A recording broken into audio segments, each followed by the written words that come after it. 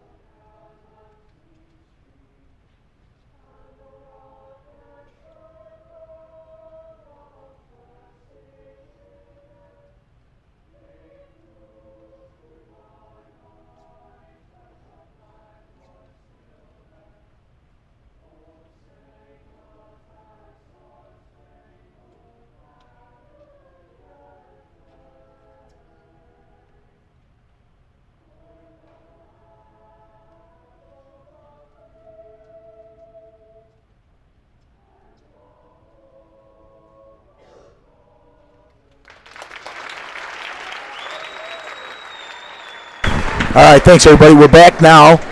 Jamie, the order of the finals tonight are going to start out at 113. We got 285 following that. 152. 126. 106. 138. 160. 195. 182. 132. 170. 120. 220. And the battle of the number 1 and 2 or number 1 and 3, depending on which rankings you're going by, at 145. And I know you're interested in, obviously, the third match, which I don't know how you're going to do it. I'm going to step away and go and coach the match. Your son is wrestling at 152 in the finals tonight. Yeah, it'll be the third match. I guess they're not anticipating too much of an exciting match, I guess.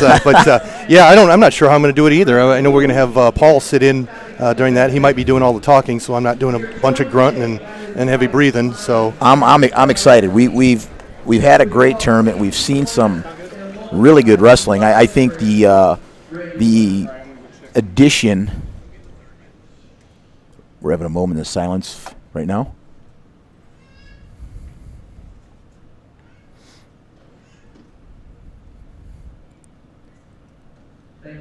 That was a moment of silence for Coach Randy Swinford, who was the coach here at Princeton for years and was super instrumental in building this tournament into the tournament it is today, which, arguably the best single-A tournament in the state outside of state. Yeah, I'm not sure there's any question about that. Yeah, throw in a couple of 2A teams as well, and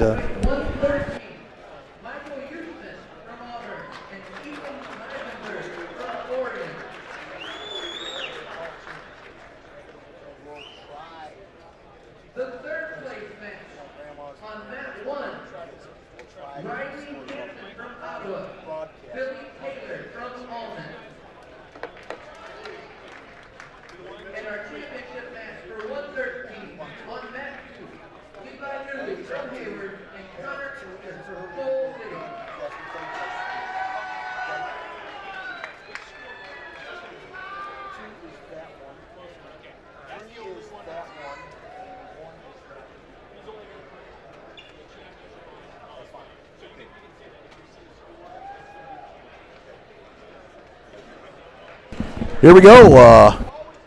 We've got on the championship match, at 113 pounds, we have Levi Newlieb from Haywood. He's a sophomore, came in at 19-1, wrestling a freshman, Connor Houston from Coal City. I can't tell. It doesn't look like Connor was seated. Connor came in at 18-4. Newlieb is off of the Hayworth team, which was an addition to the tournament this year, and they brought some tough kids. They lightweight kids are tough. Yeah, yep. Newlieb now in on a shot. I'm anxious to see how the Coal City does. The freshman does here. Newlieb placed in state last year at 6. So he's battle tested and awful tough. We're watching that too, folks, right now on the broadcast. We'll try to keep you up to date on the 3rd and 4th place matches and the 5th and 6th place matches as they go. Wrestling for 3rd place, we have Riley Hansen from Ottawa facing Billy Taylor from Alleman.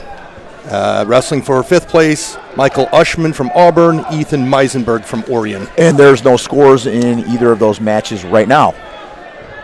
We've got zeros all the way around. It looks like New Lieb and Houston are kind of hand fighting a little bit, feeling each other out. New Lieb seems to be pressing the issue a little bit more here.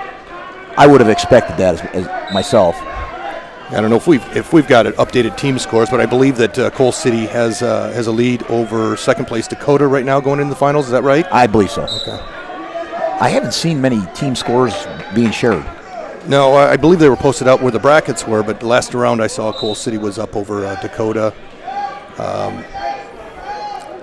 Coal City's pretty loaded, top to bottom. They're pretty solid. We've seen them a few times, a few different places this year. You know, Jamie, there's a shot by New Lieb. He's in and he's secured 2. This is an altogether different perspective from where we were at last year. Yeah, it's we're up here in the rafters. Last year we were down by the mat watching. This year we're up in the press box above the mats. It's like we're tied up in the 3rd place match, 2-2. Hansen and Taylor didn't get the fall before time elapsed. And we're in the 5th place match. It's a 2-0 match as well. New Lieb riding pretty tough right here now on Houston. Got that tight waist, trying to roll the hand under.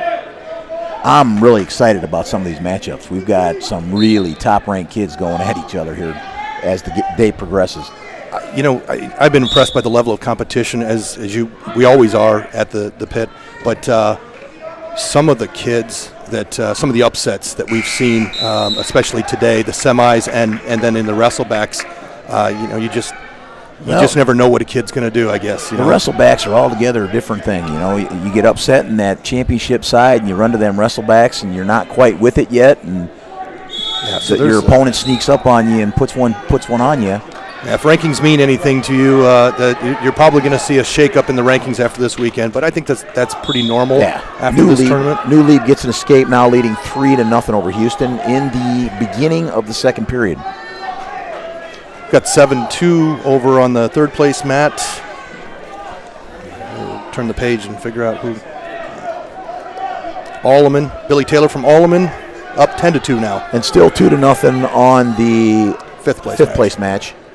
And that is Ushman and Meisenberg. Ushman's winning 2-0. Yeah, 7th place matches were wrestled before this round, so you got nothing left but the top 6. Back to the center for a restart. We got about 1:15 left to go in the 2nd period on the championship mat. Boy, that's going to be tough to see around that basket, huh? Isn't it? To see the time. Little different, like I said, a little different viewpoint than we had last year.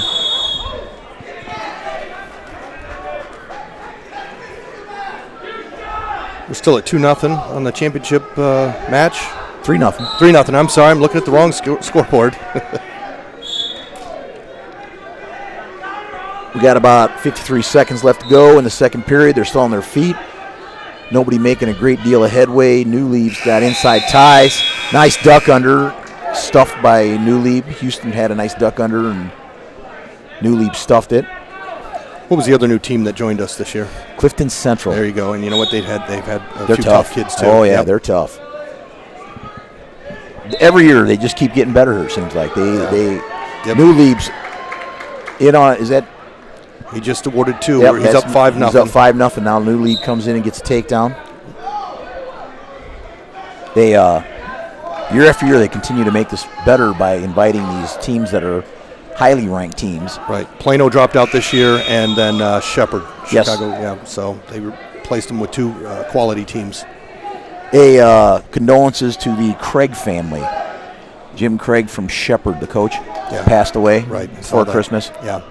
He's been as long as I've been coming to this tournament, he's been a staple. I'll be honest with you. He was one of the classiest, nicest gentlemen to talk to. He would talk to anybody that would stop and talk to him at this tournament. He was an incredible guy. Say classy. You don't see too many coaches wearing a full suit throughout the entire tournament. He did. He was one heck of a nice guy. Yeah. On their feet again now to start the third period with New Lieb holding on to a 5-0 lead. Looks pretty comfortable at this point. Nice duck under by Houston. Just as I say that, he ducks under and gets 2, and now it's 5-2. That was a nice duck. That was nice, and he almost got some exposure points there.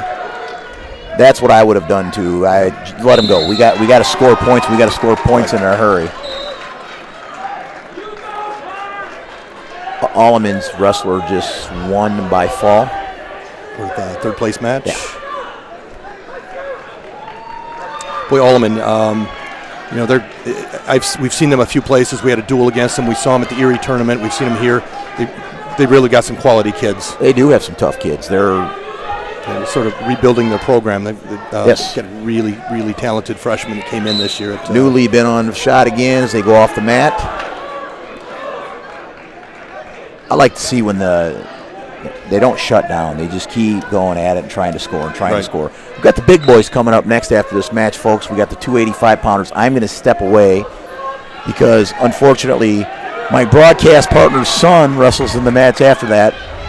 So he's going to get to watch it. You guys are going to get to hear his emotion as the match goes on. Yeah, we'll see. It might just be Magnifici doing this this with me or for me. We're gonna have my pinch hitter come in here, Paul Magnifici. Got about 45 seconds left in our championship match. It's 8-2. New Lieb leads Houston. New Lieb's solid. Yeah, he is.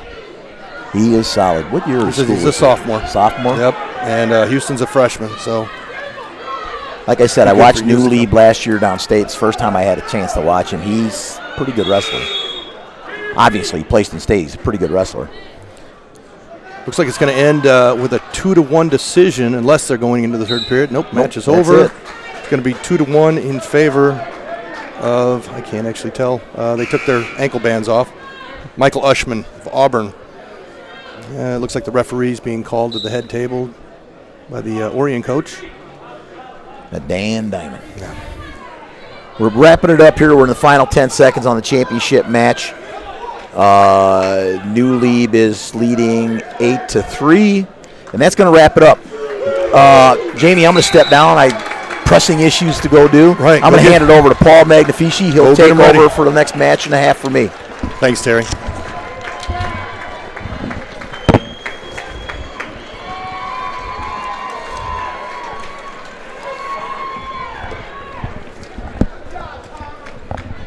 All right, I shudder to think that I'm the guy in charge, but I guess I have one match more experience than Paul here. But joining me now is Paul Magnifici.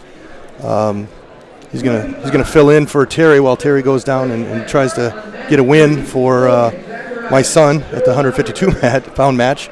But coming up, we have the 285-pound match. We have Josh Smith from Clifton Central against Anthony Enlow from Vandalia. Smith was the number 1 seed, came in at 11-0. Enlow, it looks like, was the number 3 seed, and he beat Tyler Ellsbury 3-1 to make it to the finals. Third place match, we have Ellsbury and Jones from Wilmington, and Logan Zacharias from Reed Custer, Joe Lauterberg from Haywood. Jump in whenever you want, Paul. Well, just looking at the rankings here, Enslow only a sophomore, able to beat Ellsbury earlier. A bit of an upset. Enlow looking like the fourth ranked overall, beating number 3, Tyler Ellsbury, the number 3. Yeah, I didn't see that match, but I mean, 3-1 match, it had to be at least a little bit of excitement. It looks like Cliff has pinned his way from Clifton Central, or Smith, I'm sorry, from Clifton Central, has pinned his way to the finals. A lot of pins at 285 today. Yeah. So we're scoreless in all 3 mats right now. Smith and Enlow feeling each other out here in the first place match.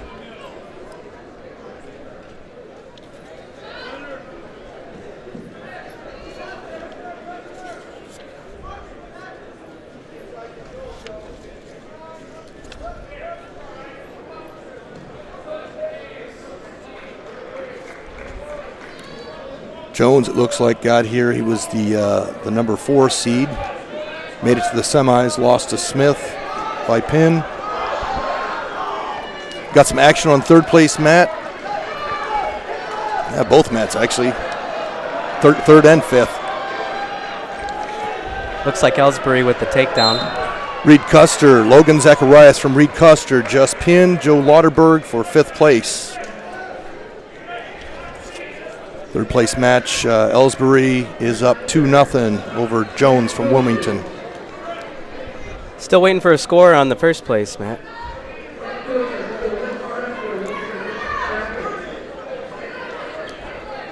These are 2 guys that I don't know much about. I don't think we've seen Clifton Central at all this year, anywhere we've been.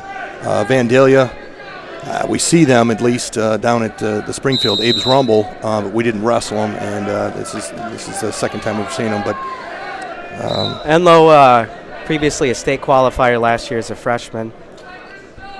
I would say he might be the favorite in this match, but don't count the other guy out either. Smith came in undefeated, an undefeated senior. Said Enlow's a sophomore, came in with a 16-3 record. Still 2-0 on the third place mat. Ellsbury's up. All right, we're scoreless on the first place mat, on the championship mat. Enlow's going to choose down.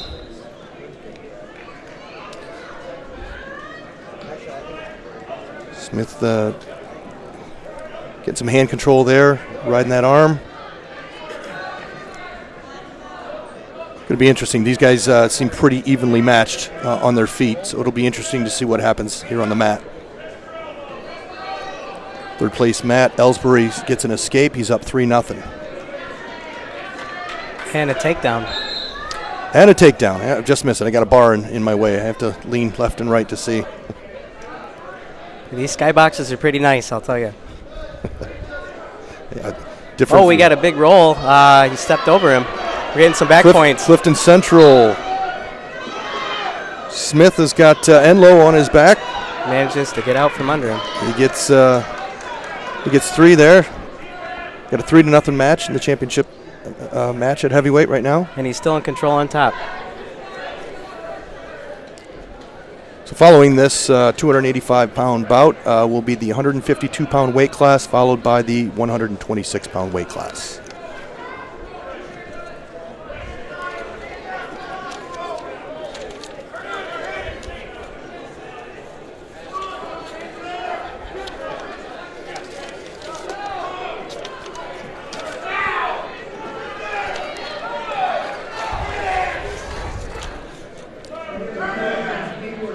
Got about just under 30 seconds left, 25 seconds left, it looks like, in the second period on the championship mat. He's been able to ride him pretty well so far.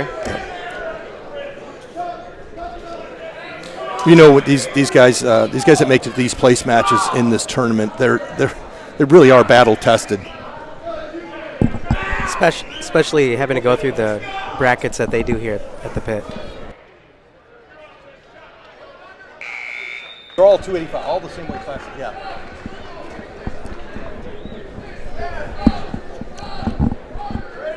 Sorry about that, had to step away for a minute. Okay, 3-0 in the championship bout, going into the third period. A little bit of blood time. Smith got the lead over Enlow from Vandalia. Paul, I'm not really sure how I'm going to get through this next match. You might just have to call it yourself. I'm a little worried about my emotions getting the best of me. Last year, Terry let me step away and go watch my son. This year, I guess he decided, since he's in the finals, that he's going to go ahead and coach him himself. Well, the mute button's only an arm's length away from me, so if it gets too heated, I might have to shut you down. I have no idea what to expect about this upcoming match. I don't know anything about his opponent. I'm really looking forward to it, I'll tell you that. Cale had a good match in that quarters and in the semis to get all the way here in the finals. So it'll be pretty neat to see what he can do and to have you here with him. Yeah, neat. Maybe that's the word for it. Also, to keep in mind is outstanding wrestlers. We've seen one lower weight and one upper weight now.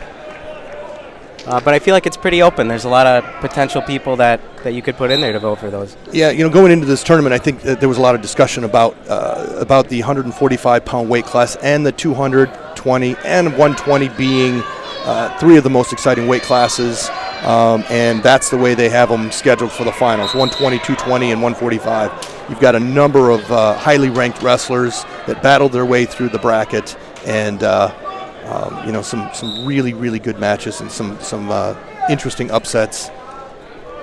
Yeah, go ahead. Yeah, I definitely wouldn't cast my ballots until I see all these rounds play out. Yeah, they're gonna keep us here. Well, of course, we're not going anywhere, but they're gonna keep all the fans in the stands till the very end, waiting for those matches that should be really, really exciting. I appreciate how they do that too. You'd run into some empty gyms at 285 the way that some of the tournaments.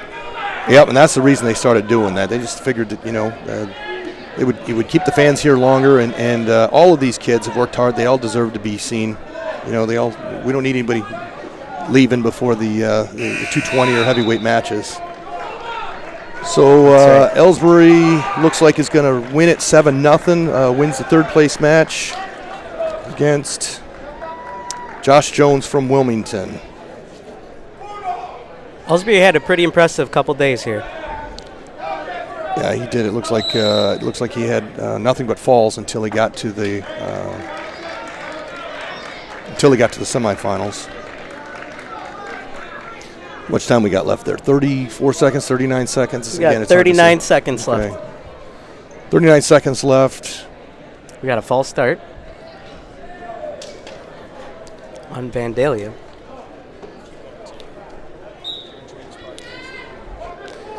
Just want to mention, if you're enjoying this broadcast, please be sure to like and subscribe to the Tiger Central Events YouTube channel.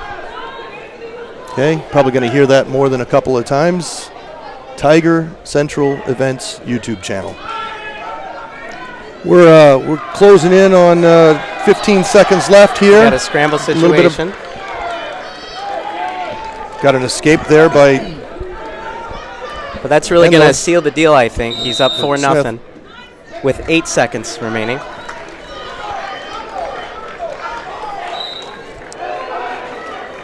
And 2. So to bring it even closer, he's trying to tilt there or something. Okay, so the match ends a 4-2 decision. Real close contest. Didn't really open up a lot until the third there. I assume they're going to take a break here and do the awards for the 113-pound weight class. And I'll tell you, that is one heck of a bracket that you went to. That thing must be about 3 feet tall at least. That's a nice bracket. It's one of our wrestlers, Kyle Tunick, took one home last year, and I swear it came up to his chest. It's a nice size bracket. Coming up at 152 pounds, we have Cale Sanders. Came in the number 1 seed. He's a senior. Came in at 26-1 against Jimmy Silva from Manteno. Jimmy Silva's a junior. He was the number 2 seed. Silva beat Colby Winter from Clinton to make the finals. Cale Sanders beat T.J. Jezik from Coal City 6-1 to make the finals. Silva from Manteno, it looks like, has pinned all of his opponents. I did get a chance to watch him in the semifinals. He won by headlock, and I'm told that he's won most of his matches, or all of his matches this tournament, by headlock. So, if he wins by headlock, we're not going to be real surprised, I suppose. Wrestling for third place at 152 pounds will be Andrew Wenzel, a freshman from Dakota. He beat Colby Winter. Colby was the number 3 seed. He's from Clinton. Colby was the number 3 seed. Andrew, a freshman, beat him 5-4 to make it the third place match. Wrestling against Wenzel is Tristan Altensi from Riverdale. He beat Jezik from Coal City 6-0. In the 5th place match is Colby Winter and Jezik. Okay, I don't know if I'm pronouncing that right. One of these days I'll figure it out. But all right. A lot of good wrestlers in the 152-pound weight class. Yeah. Silva's from Manteno. He's a 2A wrestler. He was a state qualifier last year. I think he wrestled 3 matches at state and won one of them. I think he got third or fourth at this tournament last year. Silva in the purple singlet, Kale in the blue. Kale's also sporting a blue headband. He seems to tear his face up. He had a cut above his eye earlier and ended up using quite a bit of blood time. I thought we were going to bleed out on that one. So right now it's scoreless in all three mats. Been really, really impressed with the freshman, Wenzel from Dakota. We've seen him. Kale's wrestled him a couple of times already. He's a very, very tough wrestler. Never gets out of position. No, he's going to make some noise. I know he placed at the Dvorak a couple weeks ago. Altensi from Riverdale gets a takedown against Wenzel from Dakota. The other two mats, we're still scoreless. No, we're not. It's 2-1 in the fifth place match. We also have Riverdale up by 2 over Dakota on the third place. Silva seems to be having some issues with his tape on his hand. Looks like Jezik from Coal City gets another takedown. He's up 4-1 right now over Colby Winter from Clinton.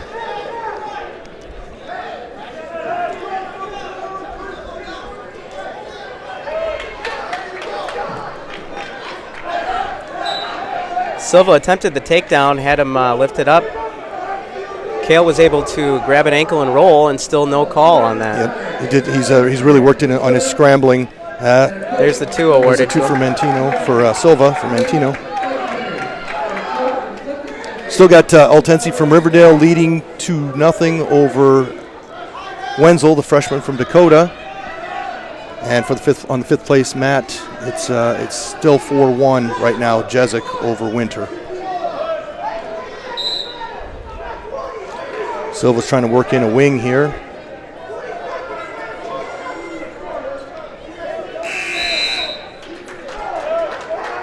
Silva looks like, to me, a big 52-pounder. That's probably because Kale's kind of a small 152-pounder. He started the season at 145 and ended up going up to 152. So he's certainly hasn't had any problems making weight.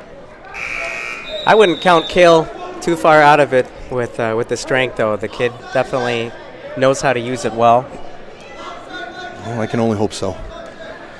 Very fundamentally, I'll tell you that as well. So we're 2-0 right now. Silva over Sanders on the championship mat. 4-2, Jezik leading Winter on the fifth place mat. Still 2-0 in the third place match. Attempted an escape here by Sanders. And he's got it. We're 2-1 right now. Just starting the second period. We, again, kind of know from watching previous matches that Silva likes to throw. He likes to throw a headlock.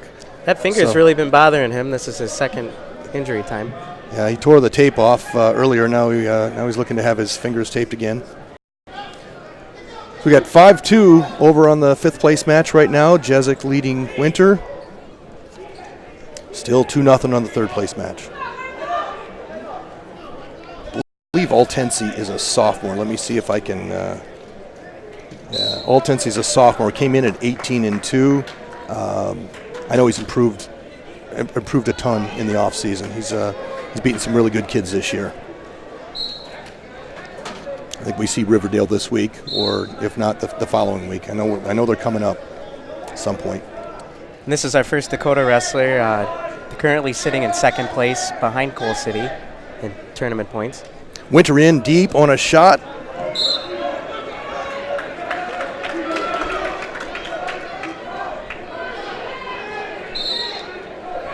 Still 2-1 on the championship match. Slips away from some back points. Sanders in on a shot.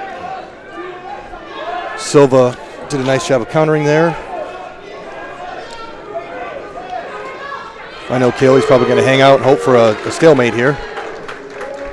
Or break free, get a fresh start. He seems pretty comfortable in those spots right there. Yeah, he does. I kind of wish he wasn't. All right. Stalling. Silva pushes him off the mat. Gets a stalling warning. Is he bleeding from his nose, or is it his hand? Yeah, this point, Silva's given a lot of pressure. I don't know if he's trying to set Sanders up for a throw here, or he really wants an just ankle pick. or just trying to get that second stalling call. We're at 5-4. Now Winter is leading Jezik 5-4 on the 5th place mat. It's a turnaround. I thought Jezik had a comfortable lead, but didn't really see how Winter made his comeback there. Still 2-0 on 3rd place mat.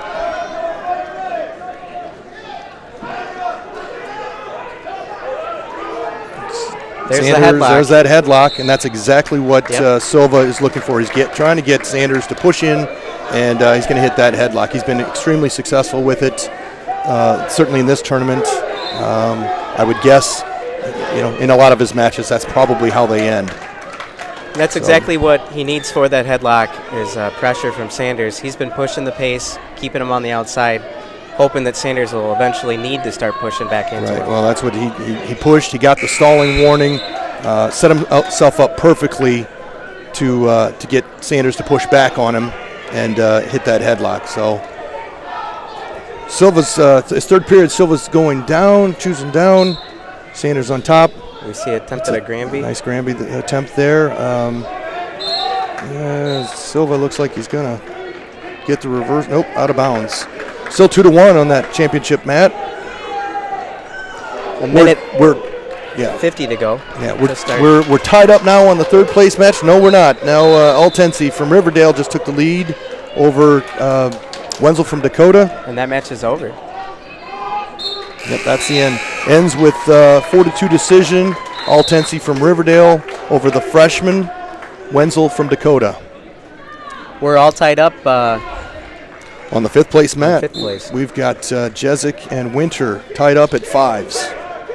Silva slips away from Sanders. That'll be 3-1 now. You can see Silva pushing, trying to set up that headlock. I know for a fact that Kill's aware that that's what this kid is looking to do. So, but at some point he's going to have to try to, if he's going to win this match, he's going to have to try to create some offense. There's a second stall call. Warning for stalling. That's on Silva. Sanders in deep, but looks like Silva's going to cross-face out of it. Well, that's what Kale needs if he's going to get going in this match.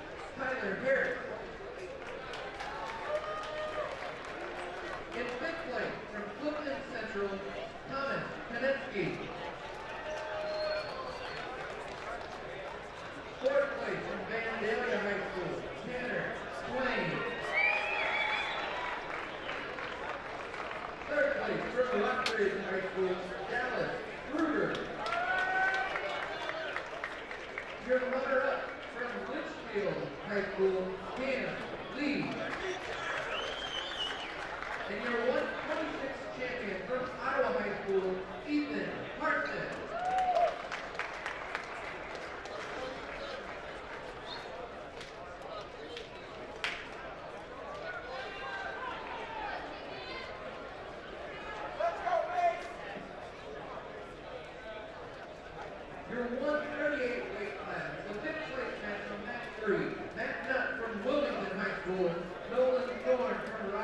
High School. Your third place match on that one, Jason Luke from Orion High School and Trevor McIntyre from Cole City High School. The championship match on that two, Colin Davidson from Litchfield High School and Jared Pasley from Vandalia High School.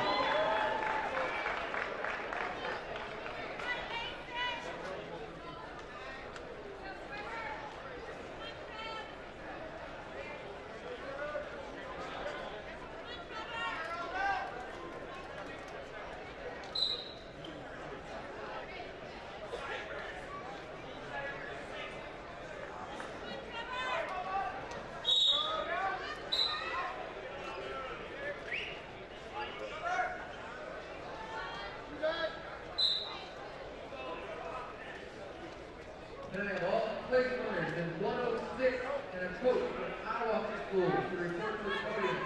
All 106 place winners and a coach from Ottawa High School, please report to the podium.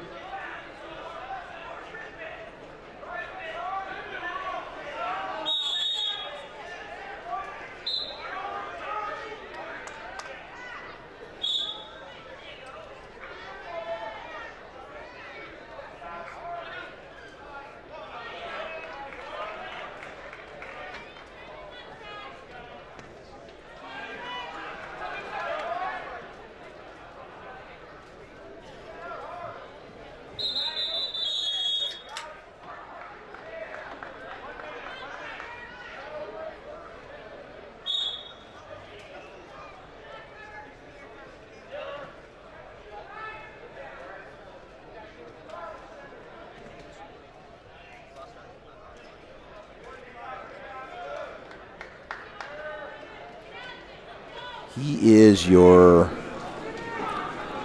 I don't see him there. He might not be ranked there, but I see Pasley is ranked towards the bottom of the 38 pound. He is the number 4 ranked wrestler at 132. Davidson is. Okay. And Pasley's at the bottom of the 138 pound rankings. I didn't see. Yeah, he's your ranked 5th sixth. ranked. 6th ranked? Yes. Yeah, 5th, 6th. Yeah. Davidson doesn't look like a small 38 pounder, so if he's going to go to 32, I don't know how he's going to do it. Maybe he's going to cut a leg off or Yeah, I something, don't but know. he's a big 38 pounder. I assume that that a lot of things. Nice shot with the by rankings, Paisley. They're going to be straightened out after this weekend. Nice shot by Paisley. In on a shot, going for an Iranian.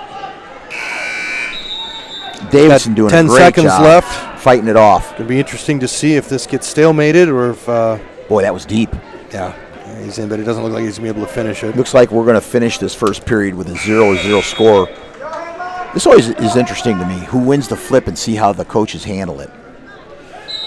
There you go. We got the choice. I know what a lot of our guys like to do. If there's no score on the board, they like to be the first one to put we the have points to. up. So You get into that criteria in overtime. Right. You want to have that advantage if you get to that point where you have to make your choice. Absolutely.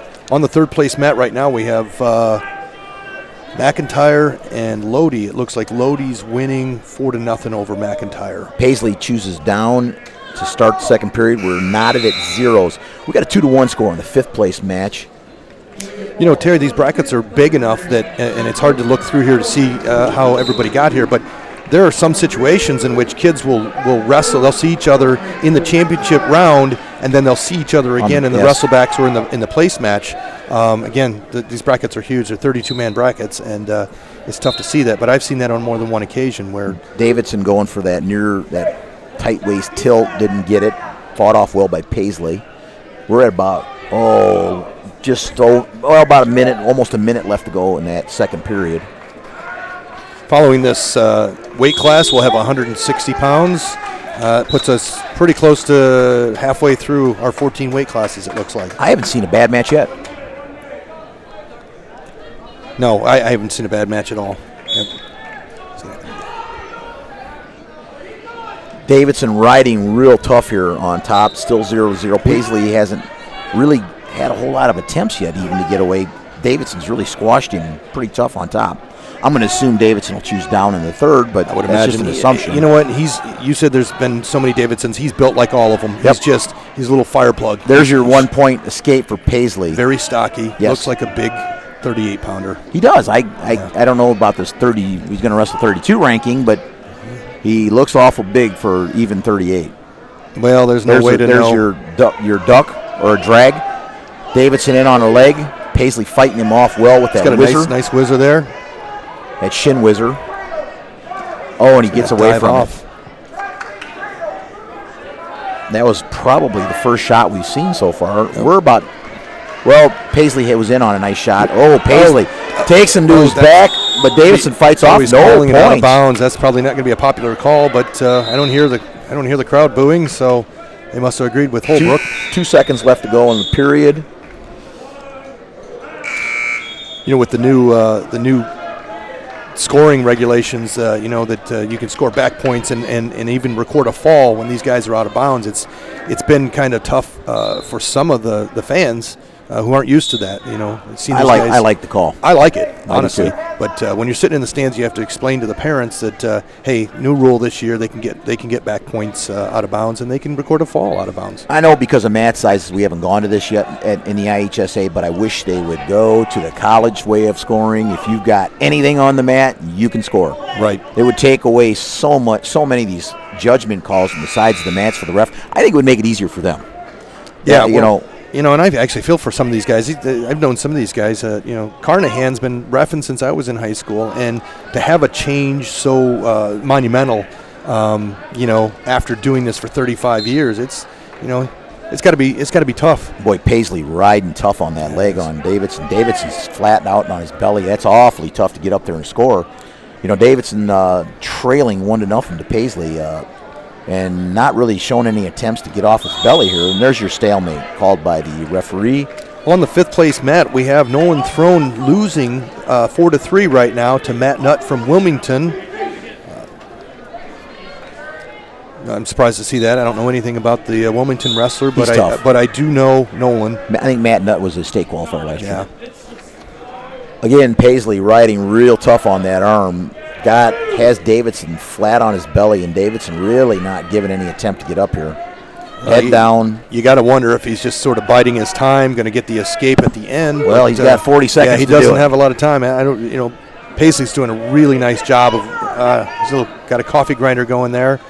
Lots of pressure.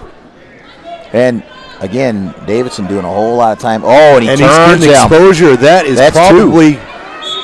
Okay. That's 2 points. All right. I saw that's 2 points. He awarded the 2. He's up 3-0. Paisley goes up 3-0. Now we're going to have to see Davidson get a little bit more active here. He's down 3-0 with 27 seconds left to go in the third period. Comes to his feet. There just must be so much pressure we tell our kids over and over again, do not shut down in the third period because bad things happen. Matches are won and lost in that third period, and it's you want to be the one that doesn't quit. Davidson just got an escape now, closes the gap 3-1. Davidson needs a takedown in the last 10 seconds of this match here. Paisley in on a leg. Boy, Davidson funk rolls him. Davidson found a second. Two. Got it. Did he get it though before time ran out? He got it. Did he get it before time ran out? They're talking about I'll tell you what, the Vandalia coach is going to say otherwise. He's going. I would go to the table too. But because the scorekeepers have got to really tell you that one way or the other here, unless Camp was watching the clock as it was going on. I don't see Holbrook changing the call here. I don't either. Let's let it go to overtime. Let's see. Why not? These guys. We saw more action in that third period than we'd seen the first 2 periods. So Davidson turned it on a little bit there in the third period. That was exciting to see. We're tied up. We're in our first overtime match in the championship side of the bracket here. Nolan Throne ends up winning 6-4 on the for 5th place. Davidson shouldn't shut down here. He just took him down. Absolutely not. Well, let's not shut down and go for it here. I think he was waiting for Paisley to take a shot. He's got him in a front headlock. He's going to. I'm going to guess Paisley's going to tie. Paisley looked like he was going to turn the corner there and drag out of it. Yeah. I like this. I like to see the 2 evenly matched wrestlers. We're in the championship at 138 pounds. It should be a close match. The Orion wrestler won at the third place match here. Lodi. Yep. Lodi won over Trevor McIntyre from Coal City. We're knotted at 3s here with about 26 seconds left to go in the overtime period. You get a full start there. So it'll be interesting. I mean, this is, there's. If he doesn't score here, and we got a funk roll, nice shot and a funk roll, it looks Davidson's like Davidson's up. He's going to score. There's your 2. Your winner. Davidson, he scored 5 points in the last Yes, he did. minute of the match here. Yep, he turned it on. So Colin Davidson from Litchfield is your winner at 138 pounds. We're moving on. 160 pounds. We've got Daniel Jezik from Coal City. Daniel is a sophomore. I know he was impressive last year as a freshman against Sebastian Quintana from Dixon. Jezik, your unseeded wrestler. Yep. Knocked off the number 2 got knocked off early, but he knocked off the number 1 wrestler from Princeton. Beat Hamrick in the semis 10-7. Sebastian Quintana, a name that I recognize from IKWF, really has come a long way in the last couple of years. He's a sophomore coming in 18-2, again from Dixon. Third place, we have Bryce Reeves from Clinton and Peyton Hamrick from Princeton.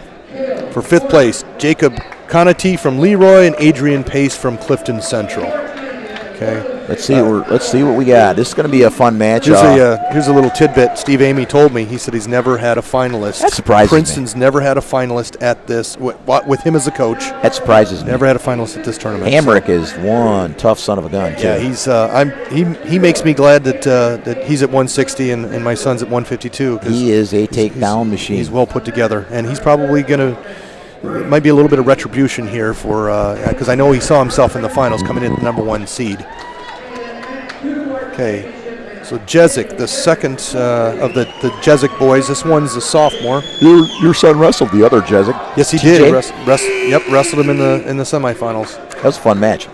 Well, yeah, if fun for you guys, but I'm looking forward next year to actually just coming and watching wrestling without my son competing And making fun of me because mine is. I love the sport. I just don't always love it as much when my son's doing it. And making fun of me because mine is. I might, yeah. So we'll have, I can say, been there, done that, right, Terry? You bet. All right, so Daniel Jezik, Coal City against Sebastian Quintana from Dixon. Coal City in their Both sophomores. white singlets that they wear in the finals.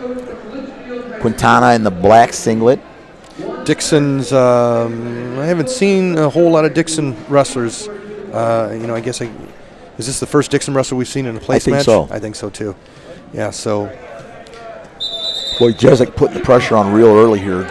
Quintana fighting it off nicely. Hamrick in on a takedown. He takes a 2-0 lead on the third place match.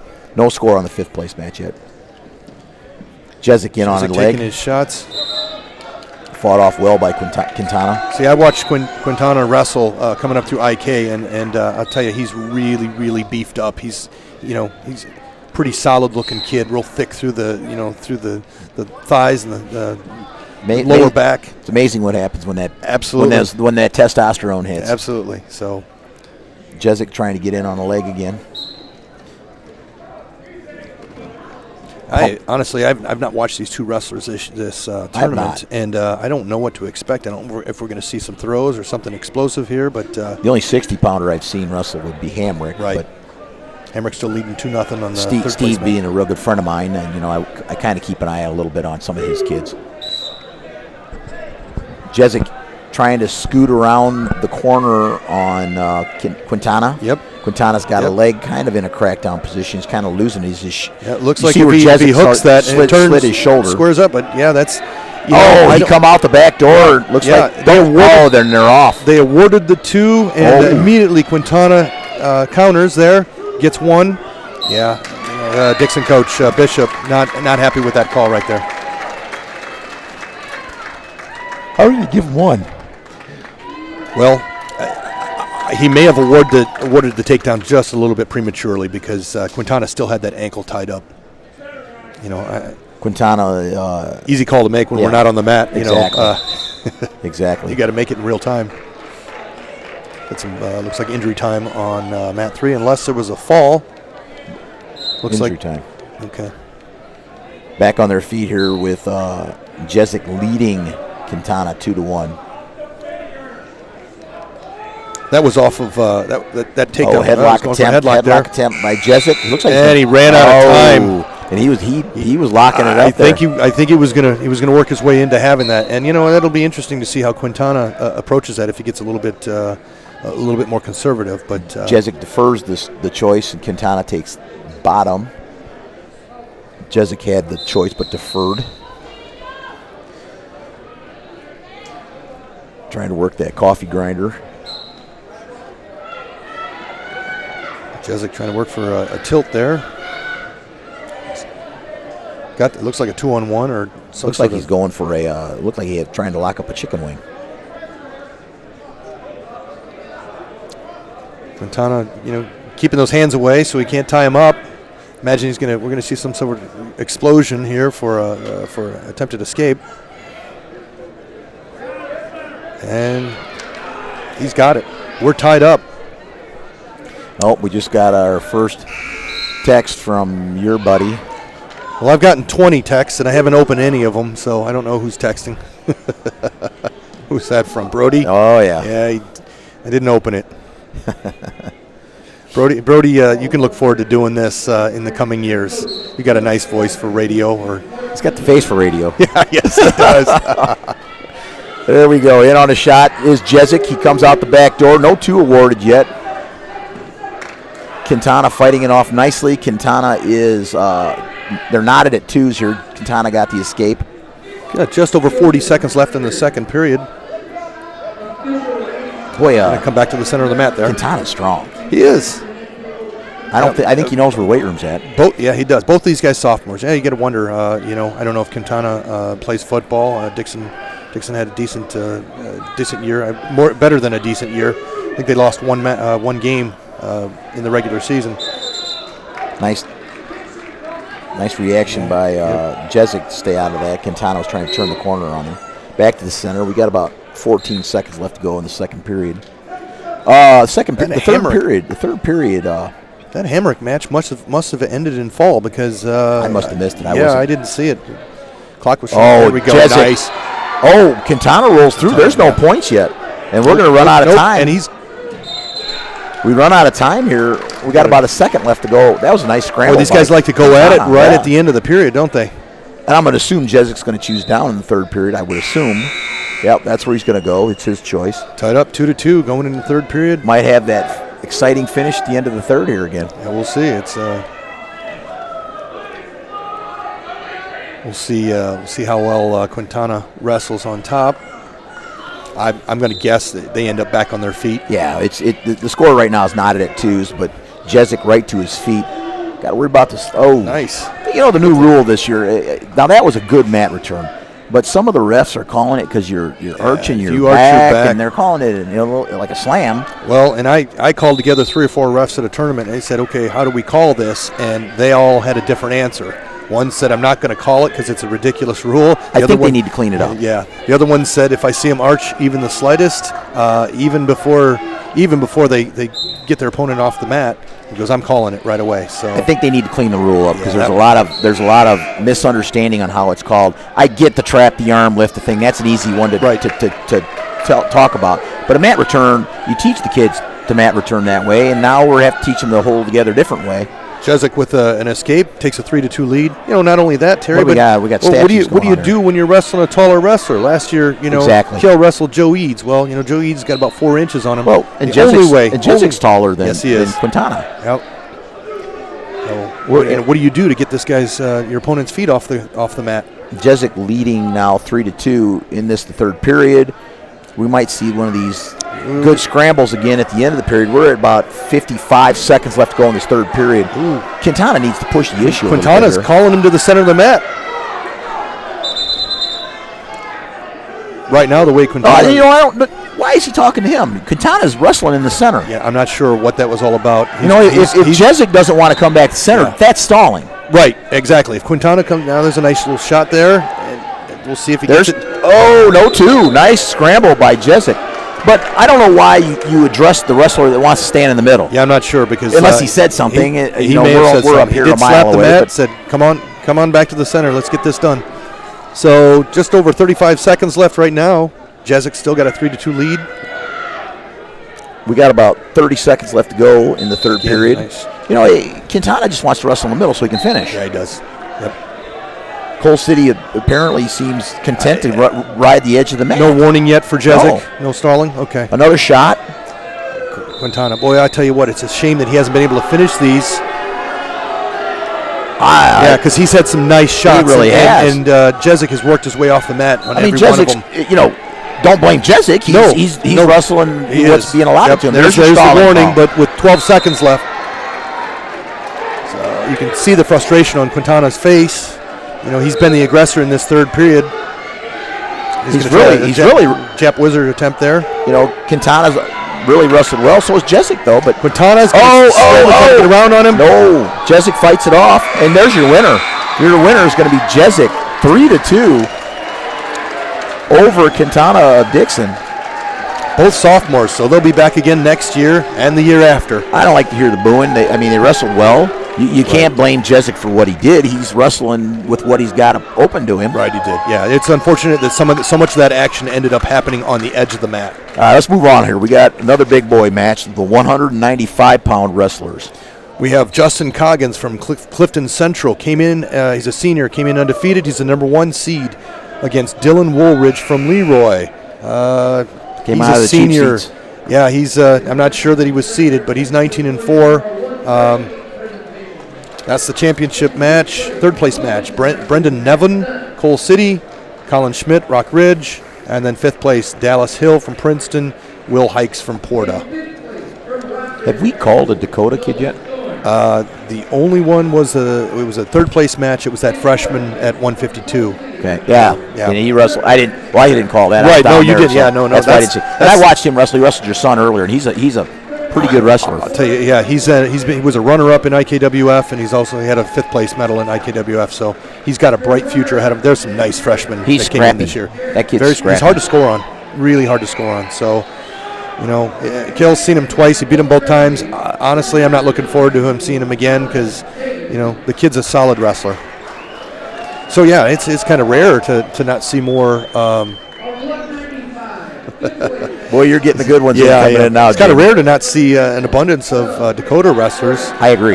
You know, I think is it McPeak probably? He's their only finalist. He's their only finalist. And they only had two quarterfinalists Yes. actually. And this one morning. was the one was the freshman from Yeah. Dakota, whose name it'll come to me in a minute. But all wrestled right, your son. Yes, he did. So Coggins, Clifton Central. We're at 195 pounds. Coggins, Clifton Central against Dylan Woolridge of Leroy. Both of them seniors. Coggins is undefeated. I Clifton don't- Central's got a tough team. Yeah, they do. Yep, They're one of the newer teams this year. they are, came and in it's a with nice They addition. came You with know, Hayward. Steve. Hayward.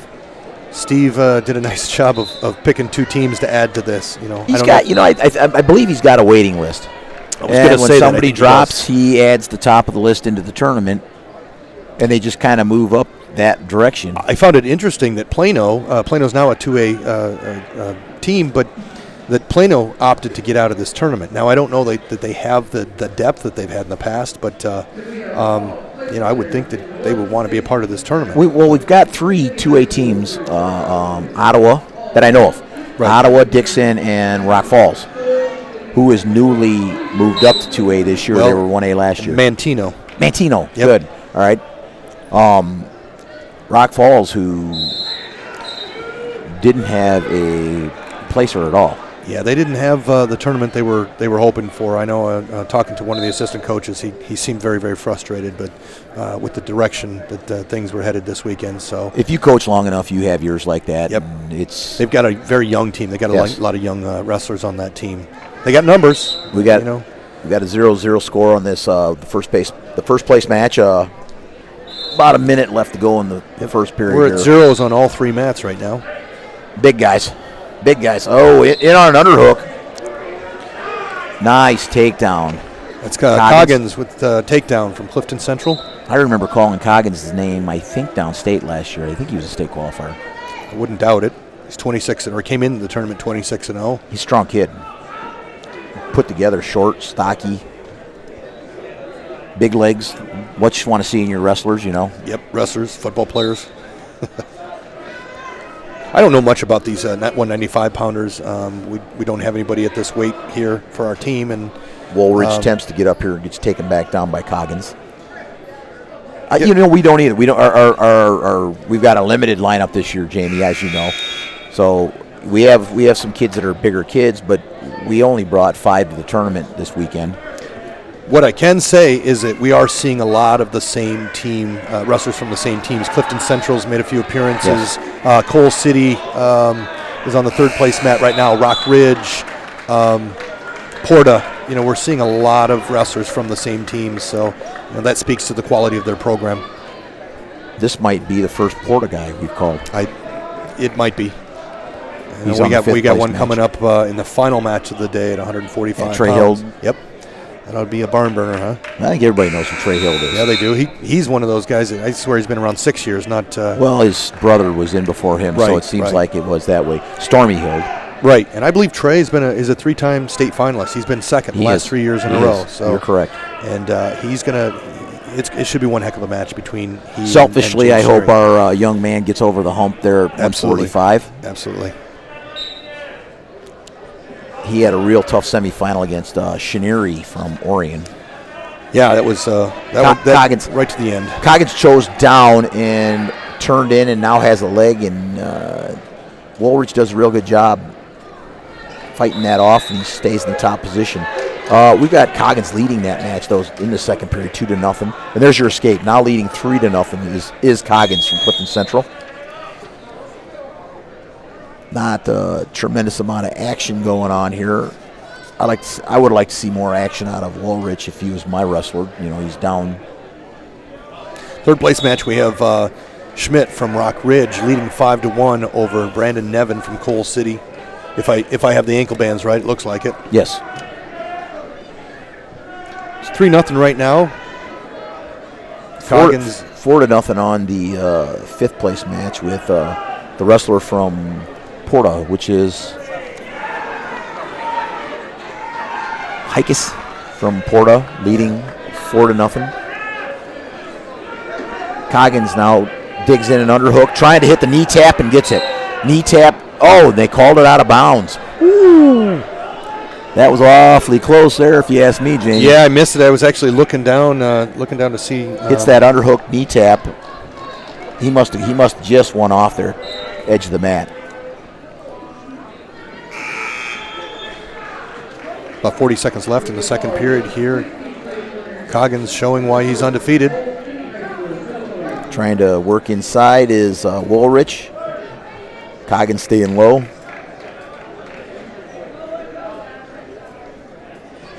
Terry, if we'd known a little bit earlier, I swore that I was going to look up and see where everybody was ranked and how everybody got where they were going, but Nice shot, there we 2 go, points nice. for Coggins. That was nice. Dragged his feet.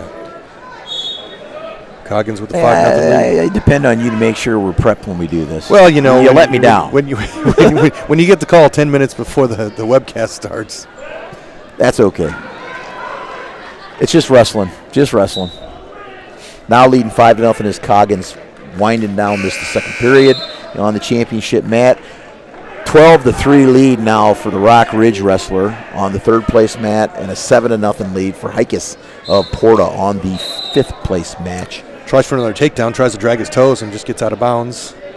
We got about 0.2 seconds left to go here with Coggins leading 5-0, winding down the second period here.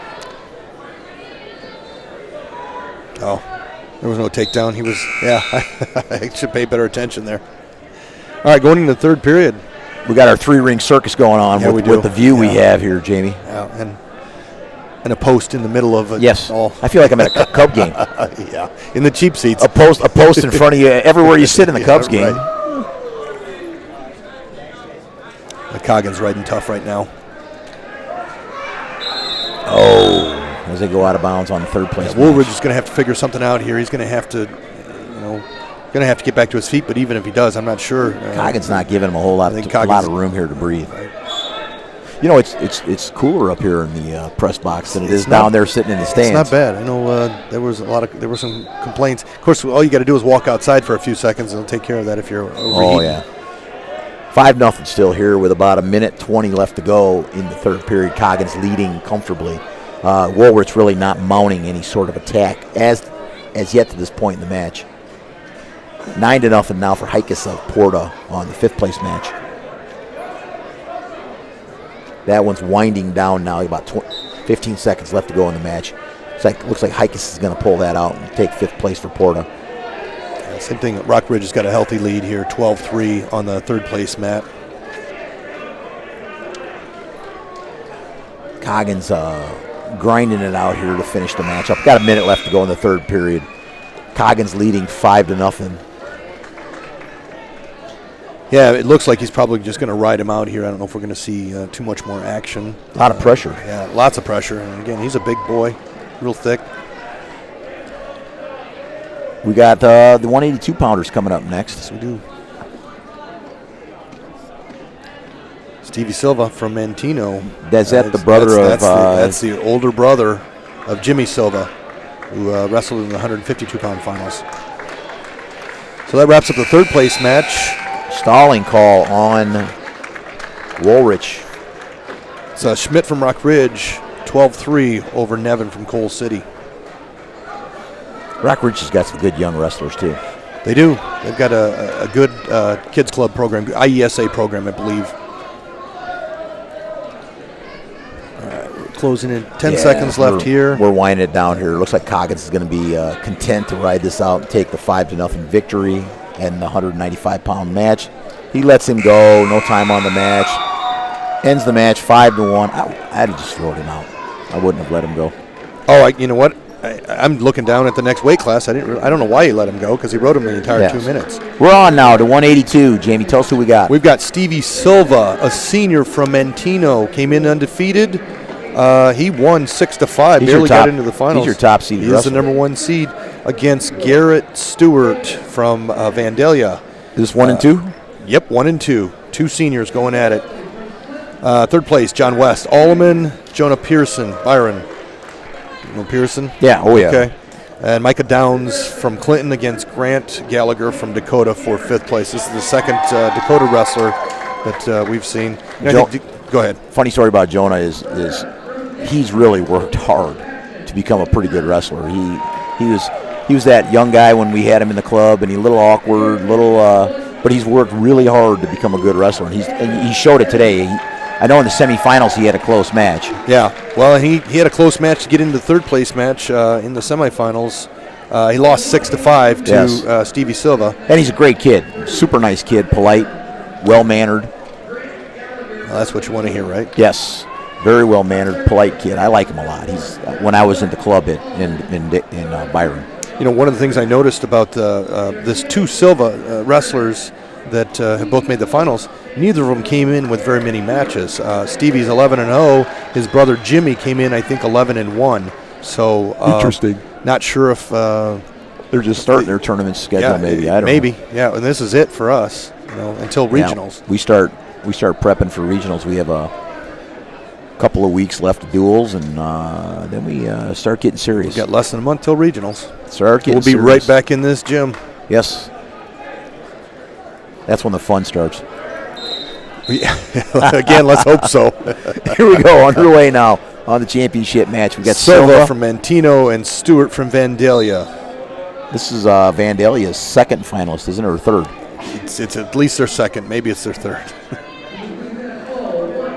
We're winding down here. After this, we've got 5 matches left. I'm going to be stepping away after the 132-pound match to step down for. You can stick around to 170. I got to get down there. Right? We've got 120-pound finalists, and we also, I say we, the Newman wrestling team, which is where I coach. We also have a 145-pound 3rd place match. And those are both of those brackets were absolutely loaded. Oh, they were fun to watch. Jonah's got Pearson's got a headlock, which is his go-to move, by the way. Apparently, because it looks like he's going to secure the fall here. Yep, and he does. He's a big Greco kid. He likes Greco. Yeah, I didn't see how he got there, but ended up probably through him. I know that surprises you coming from Byron. Yeah. But back on the championship match, about a minute left to go. We've got a tie score, still 0-0, still on their feet. Good job for that young man. Stevie built like Jimmy was? Yes. Yeah. Underhook in now.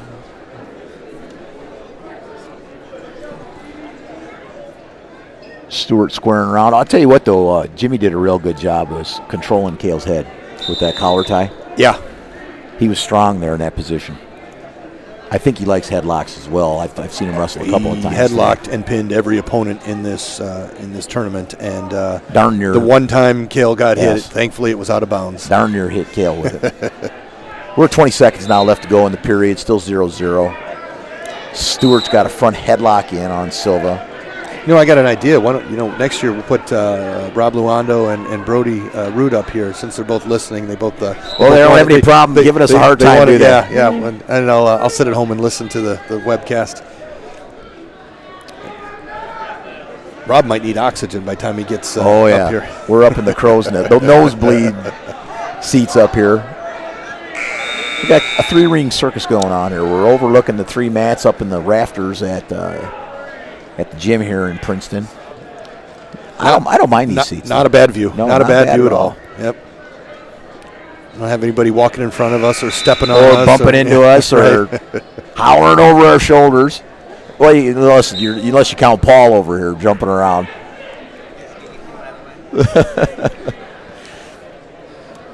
We start second period with Stewart down. Still 0-0. We got Silva on top. Now he's off to the front here, and Stewart's going to get his escape. He's going to score first. He's leading the match now from Vandalia 1-0.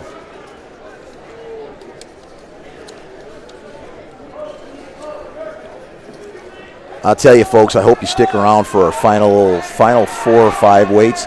Our weights up to this point have been super exciting, but the last 4 or 5 weights really should be some exciting matches. Yeah, they're in that order because they're expected to be exciting. I don't know exactly, but just looking at 145, you had 4 or 5 of the guys that were ranked in the top 7 or 8 in the state. Yes, and the semifinals matches in that bracket were fun to watch. They were place winners last year. Absolutely. There's a takedown by Silva, now leading 2-1. If you're enjoying this broadcast, please be sure to like and subscribe to the Tiger Central Events YouTube channel. Tiger Central Events YouTube channel. Paying some bills. There you go. Back on his feet now is Stewart, all knotted at 2s with about 30 seconds left to go here in the second period. We're all finished up on the third place match. If you missed that, Jonah Pearson of Byron hit a headlock in the first period, won by a fall. On the 5th place mat, we just a fall. Micah Downs from Clinton just secured a fall against Grant Gallagher from Dakota. So Downs places 5th. So now we have the championship match left to go here. We're knotted at 2s. Haven't seen a lot of pins in these matches. No, we had in the championship match, I think we've only had one, haven't we? So 2-2. 10 seconds left in the second period here. Silva and Stewart going at it. I believe it's going to be Silva's choice to start the third period. I'm going to assume he's going to choose down to try to get that point.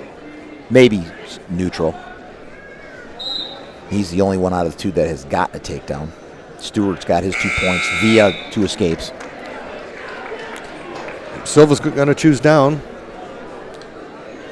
I'm going to guess he's probably going to get the escape, and this is going to come down to a takedown. I hope it's a flurry. Yeah, nice to see some action, huh? Well, I sure like to watch that.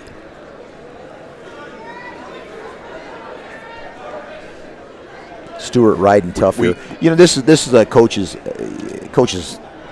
doesn't like to see. I don't know. You don't like to be in this position.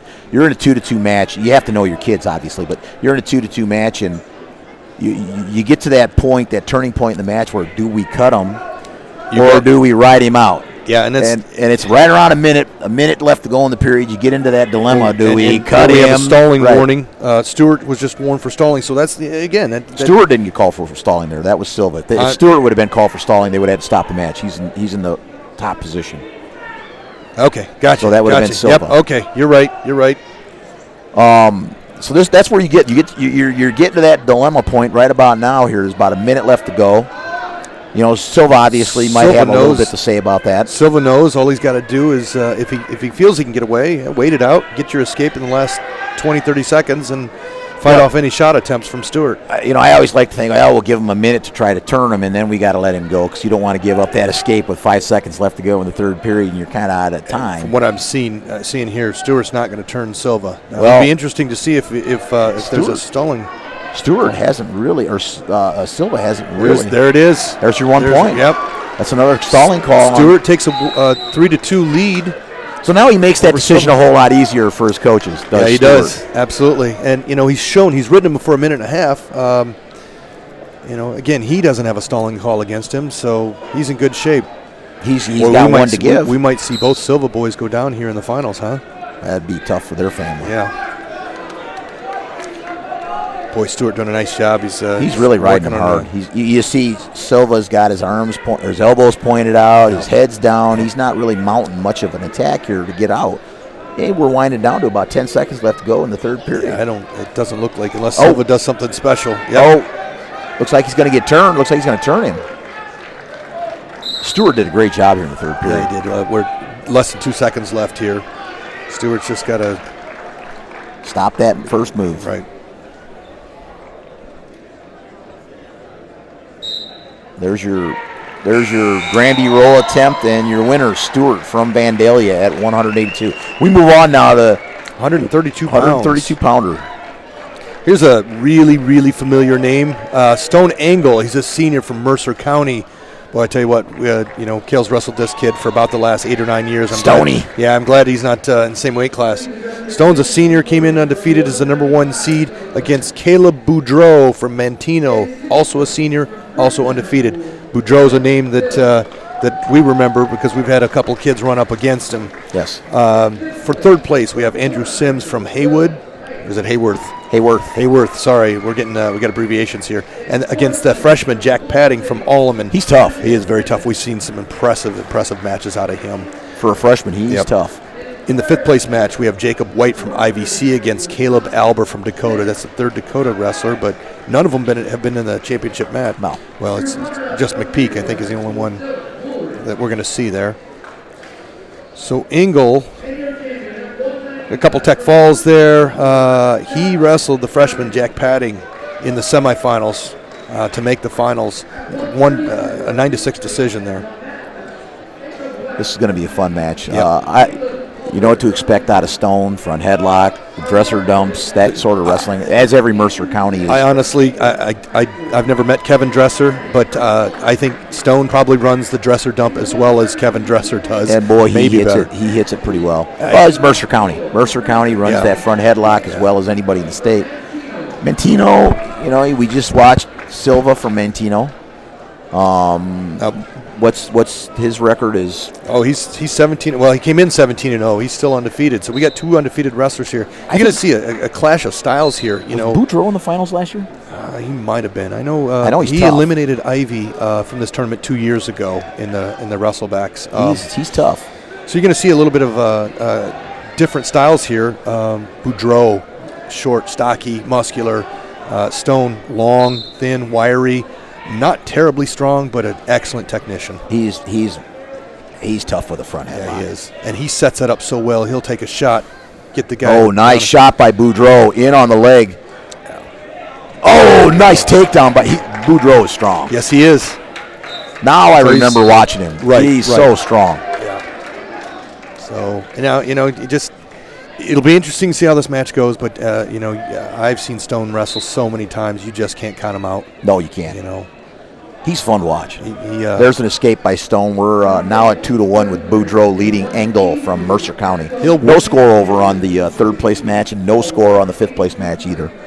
Stone will find a way to work into that front headlock, even if it takes him till the 3rd period. And once he does, he scores with it. He's in the front headlock right now. There's your dresser dump. There's a dresser dump. There it is. Takedown. He's got Boudreau on his back. He's got 2-point takedown. He's going to get 2-point near fall. As we say, there it is. Yeah. He doesn't panic. He commits. He commits to the move. He's running a 2-on-1 tilt here, and he looks like he's going to get 3 out of that. He stopped just shy. Got 2. I think he thought he had it. Just when Boudreau gets a takedown and secures it with a little force, Engel comes right back. He's locked up a chicken wing now. Stone's never going to be the guy that's going to wrestle like a hard style. You know what I mean? He's just such a superior technician. He's got Boudreau in trouble now with that. You can't ever count Stone. He's a 3-time state medalist, and there's your fall. Stone Engel, your winner by fall in the first period. Gives up the takedown and then goes to work after that. I'm going to leave you here. I'm going to leave you here, Jamie. I'm going to go down and get ready for that 120-pound match, which is in 2 matches. And I won't be back. Thanks, Jamie. I appreciate it. It's been all fun as usual. And you guys have fun watching the matches. Thanks for leaving. Yep. We'll see you.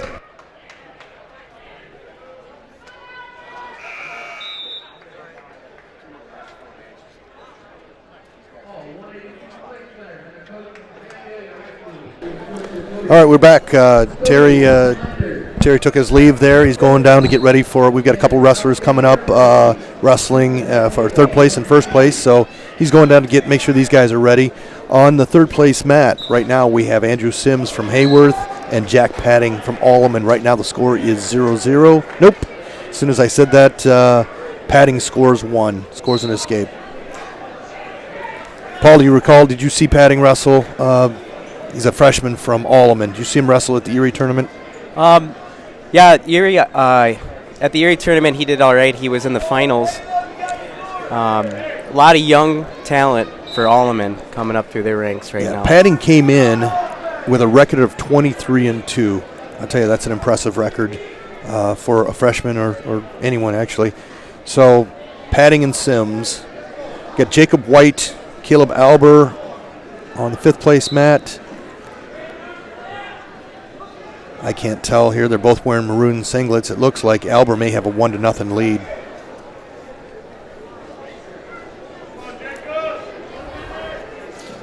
Padding made the semifinals, ended up losing a 9-6 decision to Stone Angle, your eventual 132-pound champion. Angle very impressive on that win. Yeah, he's been watching him for years.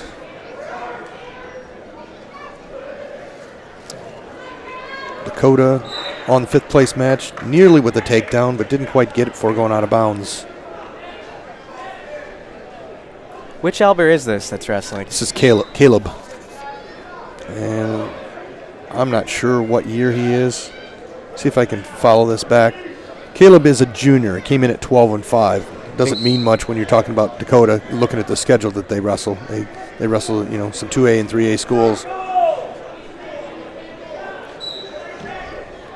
That name Albert, basically synonymous with Dakota wrestling. Absolutely. I assume it's his uncle Pete sitting in the. I can't keep track of who the brothers are and who the cousins and the uncles are, but I don't think that's Pete's son. I think it's his nephew. Still 1-0 on the 3rd place mat. Padding from Alleman leading, getting ready to go into the 3rd period.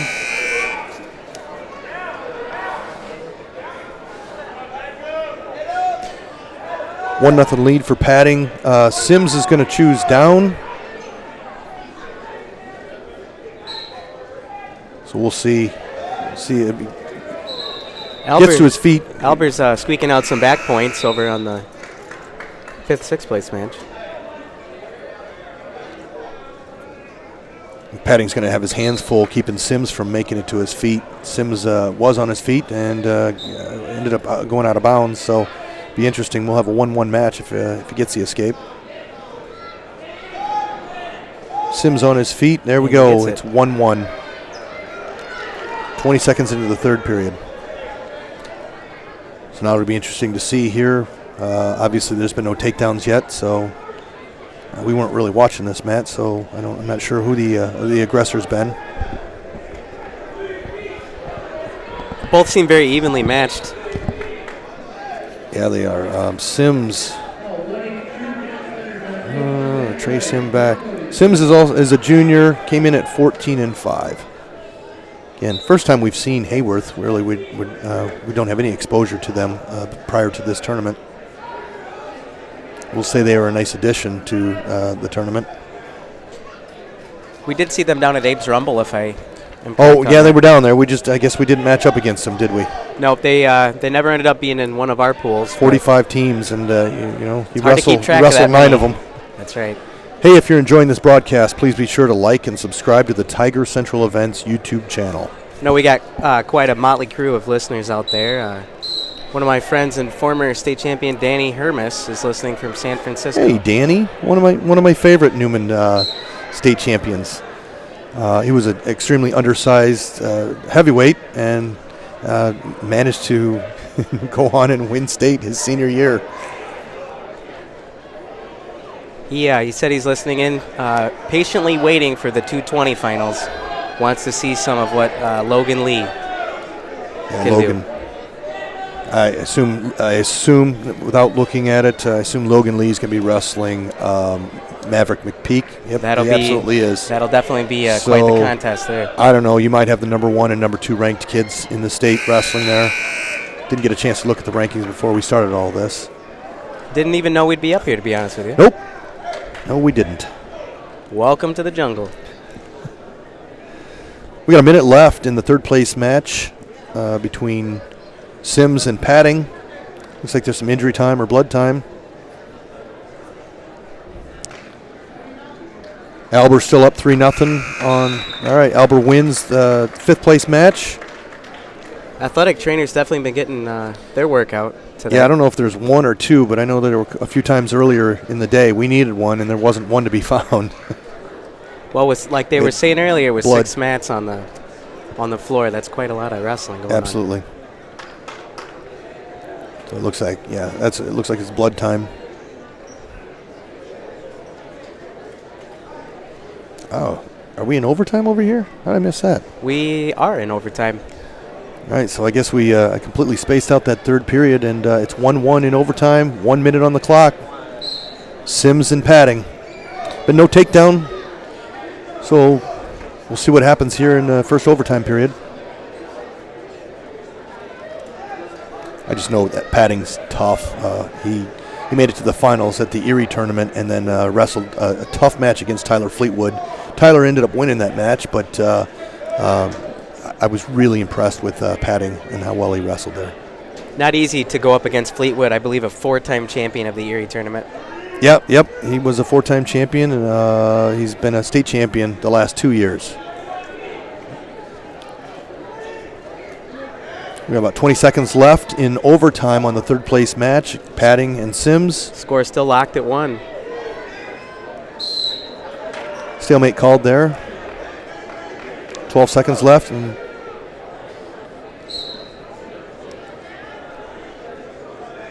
Both wrestlers have attempted shots here. yeah, they're both in such good position. There we And go. that might Nice be shot by Sims. Is he going to get it before? He's able Right to on put the edge headlock. there. Turns him. He's got one leg He out. stepped out with his foot. Otherwise, I believe he would have had 2 there. That was that the end of the first overtime period. That was a nice scramble by both of them. If it would have been NFL receiver rules, might have been in. All right, so we're going into the second overtime period. 30 seconds is going on the clock. Sims is chosen down.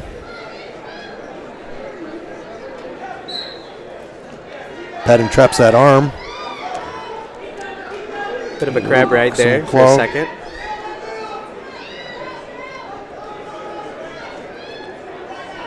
Tripod's up, and he goes back down, drops to a knee. 10 seconds left here. Grabbing ankles, Padding holding elevating on. it. That's what you're supposed to do, elevate that Yep. leg. Boy, I'll tell you what, Padding, tough staying with that.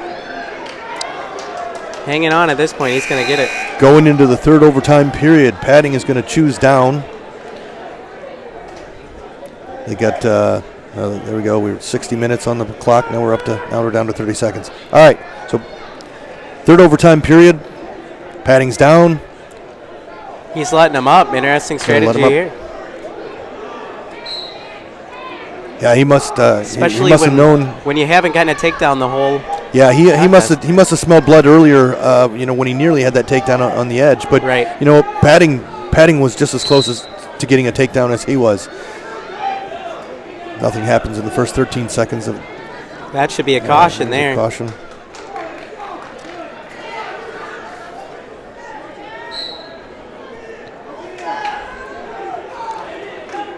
Still good defense. He's backing up a little bit We'll here. see if that decision And to he let does. him He up gets a stalling. is a stalling warning. He's got 9 seconds left. He's got 9 seconds to keep him going backwards. Padding's got to be real careful about backing up here. He didn't want to lose or didn't want to go. And we're Tie at it 4 up here. seconds. I don't think that's going to be enough. Nope. Now he's going to run a front headlock here and just. There you go. Jack Padding, freshman from Rock Island Alleman, wins the third place match over Andrew Sims from Hayworth. In All right. triple overtime or double overtime? Yeah, it was the third overtime period. Triple overtime There you win. go. All right, on to 170 pounds. By the way, Paul's back with me. I I don't know if I announced that. Yeah, Terry's gone for the rest of the night, I guess. We have Jacob Smith from Clifton Central, a senior, undefeated #1 seed, against Luke Shobe from Clinton. Luke is a senior, came in at 20-1, the #2 seed. So the #1 and 2 seeds seeing each other in the finals here. Third place, Austin Sunday from Reed Custer against Mason Van Dyne from Wilmington. There's a familiar last name, Van Dyne. And then 4th, 5th place, Hunter Pate from Dixon against Ray Hurd from Orion. It's our second Dixon wrestler, I think, that we've seen. Quintana being the first. Yep. Winning second place at 152? 160. Maybe 170, I'm not sure. All right, so Jacob Smith, undefeated senior from Clifton Central, facing Luke Shobe from Clinton.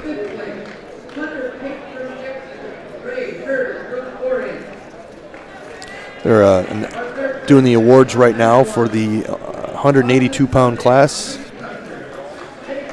After this weight class, we've got 3 left, 120, 220, and 145 pounds. We're going to allow them to clear the mats here.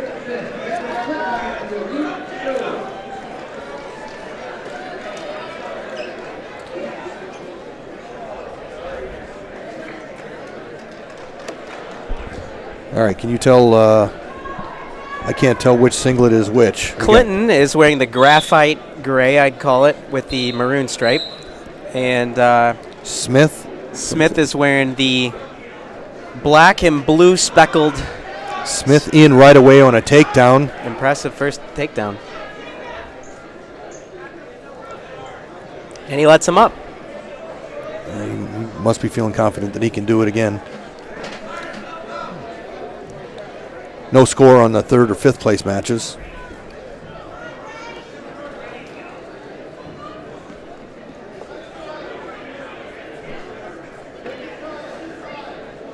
Both working a tie here. Boy, Smith is a well put together young man, isn't he? Yeah, these are a couple of big both guys. of them actually. Clifton Central definitely has a stellar weight program, the way that some of these kids have been showing up on the mat today. That they do. So we're 2-1 right now. Smith from Clifton Central leading the Clinton wrestler.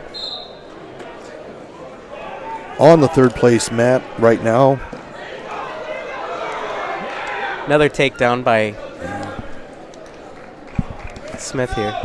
We've got the Van Dyne from Wilmington, who lost a close decision to Smith in the semifinals. He is leading the Reed Custer wrestler, Austin Sunday, 2-0. So we got a reversal there to make it 4-4. We're still in the first period here. One escape.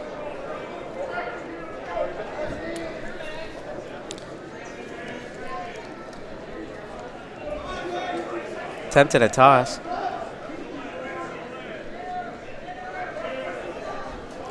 We're inside 10 seconds on this championship mat. Nope. They thought there that the whistle goes. Yeah, they thought that buzzer was for them. They stopped wrestling. Well, that could have been bad if they wouldn't have blown that dead. So, but I can't tell if it's 6 or 8 seconds left. We're looking at 6 seconds. It's been what I would consider a high-scoring first period, considering most of these other. Yeah, that's a lot of points for, especially for two big guys. Match. Yep. Both of them not afraid to shoot.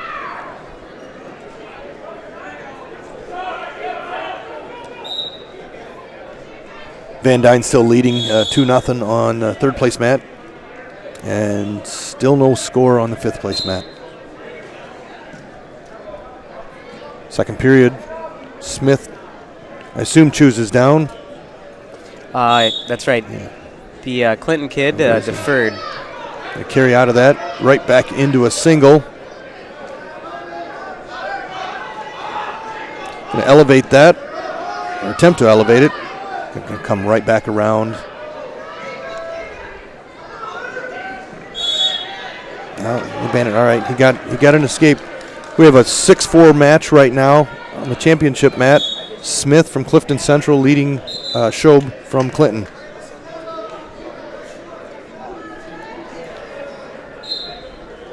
Halfway through the second period here. Schob's been pushing into him pretty good. Well, he's still in it. Nice shot by Smith. Right on the edge here. We'll see if he can get it. He's got a pretty good sprawl in on him. And a tight waist. Yeah, I don't think they're going to be able to finish this. I'm going to imagine we're going to see a stalemate. Neither wrestler is able to improve their position, although Smith is trying. Reaching for the ankle. We're either going to see a stalemate or out of bounds. We're out of bounds. Yep. 40 seconds left. Smith from Clifton Central is leading 6-4 right now. 2-1 right now on the third place mat. Van Dyne leading the Reed Custer wrestler Sunday.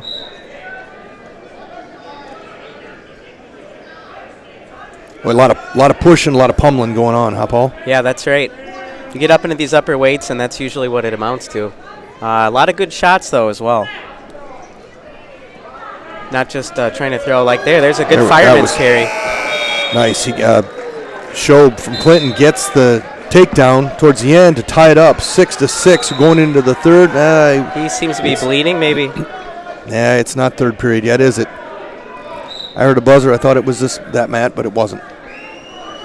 So 6-6. Looks like about 8 seconds left in this period. It's a beautiful fireman's carry, I'll tell you that. That was nice. That's exactly what you were talking about with all the pressure and pushing going back and forth. Opens it up for a fireman's. Smith gets the escape. It's going to make it 7-6 as we go into the third period. Clinton gets the call. Schob's going to choose down. Still 2-1 on the third place mat.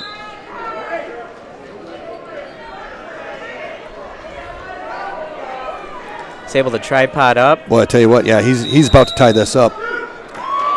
We're going to be back in an even match. It's 7-7. Smith looks like he's just kind of hanging on at this point.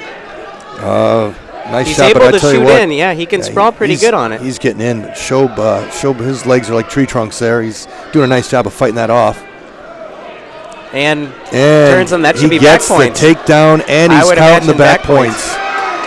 Boy, I'll tell you what, he secures the fall in the third period. He was trailing most of the match. Nice finish there. Also a finish on the 5th, 6th place, it looks like. Luke Schob, the number 2 seed, ends up pinning Jacob Smith, the number 1 seed from Clifton Central. Well, I tell you what, I didn't see that coming. You know, these guys were putting up a few points, but I honestly didn't think we'd see anything big like that. A lot of good wrestling in the first 2 periods of that one. We have the 120-pound weight class coming up, but if you're enjoying this broadcast, please be sure to like and subscribe to the Tiger Central Events YouTube channel. All right, coming up at 120 pounds, we have Kyle Tunick from Sterling Newman. Came in as a number 4 seed. Kyle's a sophomore. Came in at 25-1 against Alex Friddle from Coal City. Friddle's a junior. Came in at 24-1. Friddle was the number 2 seed. Kyle defeated the number 1 seed, Gabe Spencer, in the semifinals 2-1. For third place at 120 pounds, Rafael Munoz from Ottawa against Noah Schneer from Orion. We'll see Noah's older brother here coming up in the final match of the night. And then for 5th place, we have Camden Whitenack from Mercer County against Gabe Spencer from Hayworth. A lot of good wrestlers in this bracket as well. Yeah, this was one of those brackets that everybody talked about leading into the tournament, just being absolutely loaded. You know, there was a lot of discussion which was tougher, 120, 145, or 220. Some great wrestling and some great wrestlers from all 3 weight classes. Friddle as well as Tunick were at the Plano tournament where Friddle ran into Cameron Johnson, his only loss on the season, I believe. Coal City doesn't come to Plano anymore. They stopped last year. 2 years ago was the last time they were there. I'm trying to think of. Friddle may have lost his only match down at Springfield at Abe's Rumble last week. possibly against Lee Win. I'm not sure. I know we had there's so many matches going on, you don't get a chance to see them all. All right, so we're off. Tunick, Sterling Newman against Friddle from Coal City. Now, I know there's been Friddles from Coal City, it seems like forever. If you want to wrestle in Coal City, you got to have a Friddle in the band.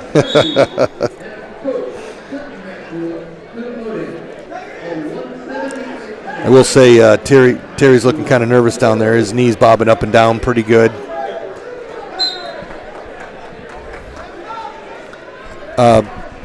Tunick, again, coming in number 4 seed, defeating the number 1 or 2 ranked, again, depending on which rankings you follow, Gabe Spencer from Hayworth in a very tight match, 2-1. It was kind of an epic match. Friddle looks like his closest match coming into the finals here was 13-1. Tunick wrestled a very smart match, I'd say, in the quarters to get to the finals. You know, Spencer had tech-falled everybody he'd faced in the tournament in the championship round. He took kids down at will, and Kyle did a nice job of neutralizing that. He sort of took away. Spencer's very, very good on his feet, and Kyle did a nice job of taking that away from him and making him wrestle on the mat.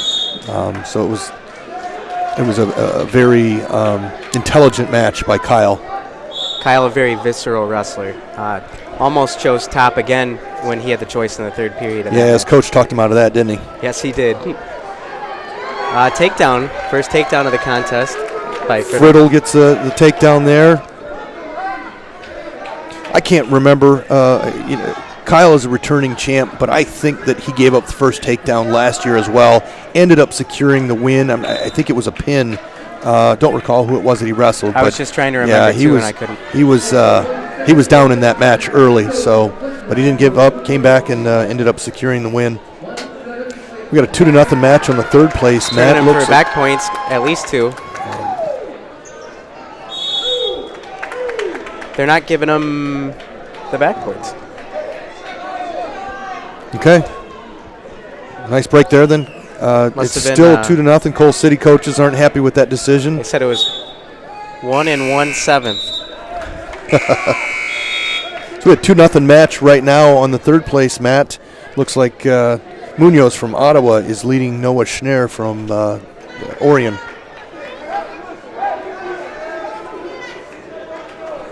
And the messages just keep coming in. I got 25 of them now, and I'm not answering any of them.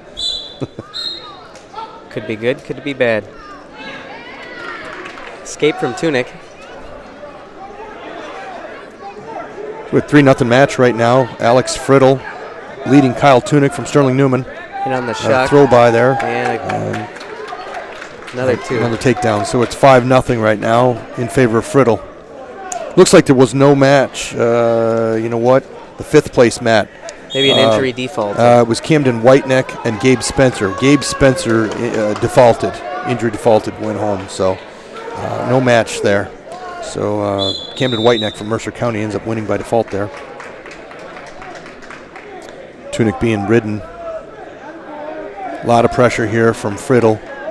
Friddle's a junior, and again, he's had a lot of success. I don't know what he placed here last year, but I do remember he was in one of the place matches. It's possible that he made it to the finals. Currently ranked 3rd overall. At 120? At 120, yes. Okay.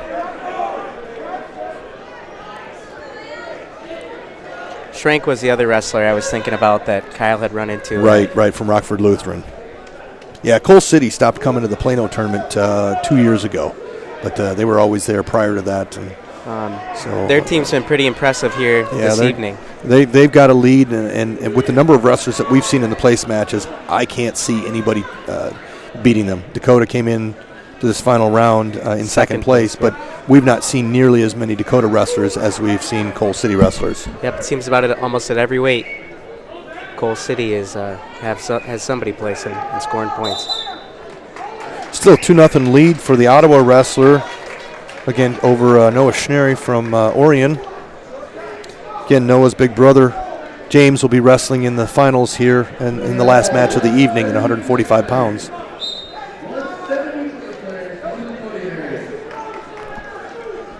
winding down the second period. It's 5-0 lead right now for Friddle from Cole City. And it's his choice in the third. Well, what are you saying if you're Coach Glaudel right now? Yeah, he's sometimes there's just you don't know what the right decision is. Terry went ahead and told him to go down. That's just kind of our default position. We hope that we can escape from everybody, get back to neutral. Opportunity to score. Right, but Friddle riding so tough. He is. He's tough. On what looks like he's going for a butcher here. From what I read on the internet message boards, and I don't know how much credence to give it, but Cole City's moving up to 2A next year, so they've had a ton of success in 1A. I believe they're ranked second right now to Lena Winslow. They did have a duel against each other down in Abe's Rumble. Yep, they were pretty impressive, I thought, at Abe's Rumble down in Springfield. Yep, they don't have a lot of holes in their lineup at all. Lena Winslow did end up winning that one, but they definitely took care of Bishop Althoff down at Abe's Rumble. Tunick trying for the escape. He's on his feet, and Friddle returns him back to the mat. Was hoping for a switch of some sort. We've got just over a minute left in this 120-pound final match. Tunick and Friddle from Cole City. Friddle just looks tough on top. Yeah, he's tough. He's a really, really tough wrestler. Obviously a good rider. Looking to turn him again. He's got the right leg hooked in pretty good. Yeah, he's got his boots in right now.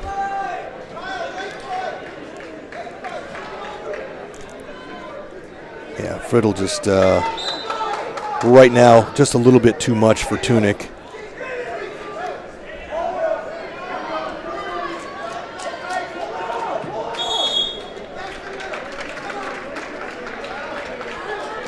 Still 2-0 in favor of the Ottawa wrestler on the third place mat against Noah Schneri from Orion. We got 30 seconds left in that contest. Caution on Tunick.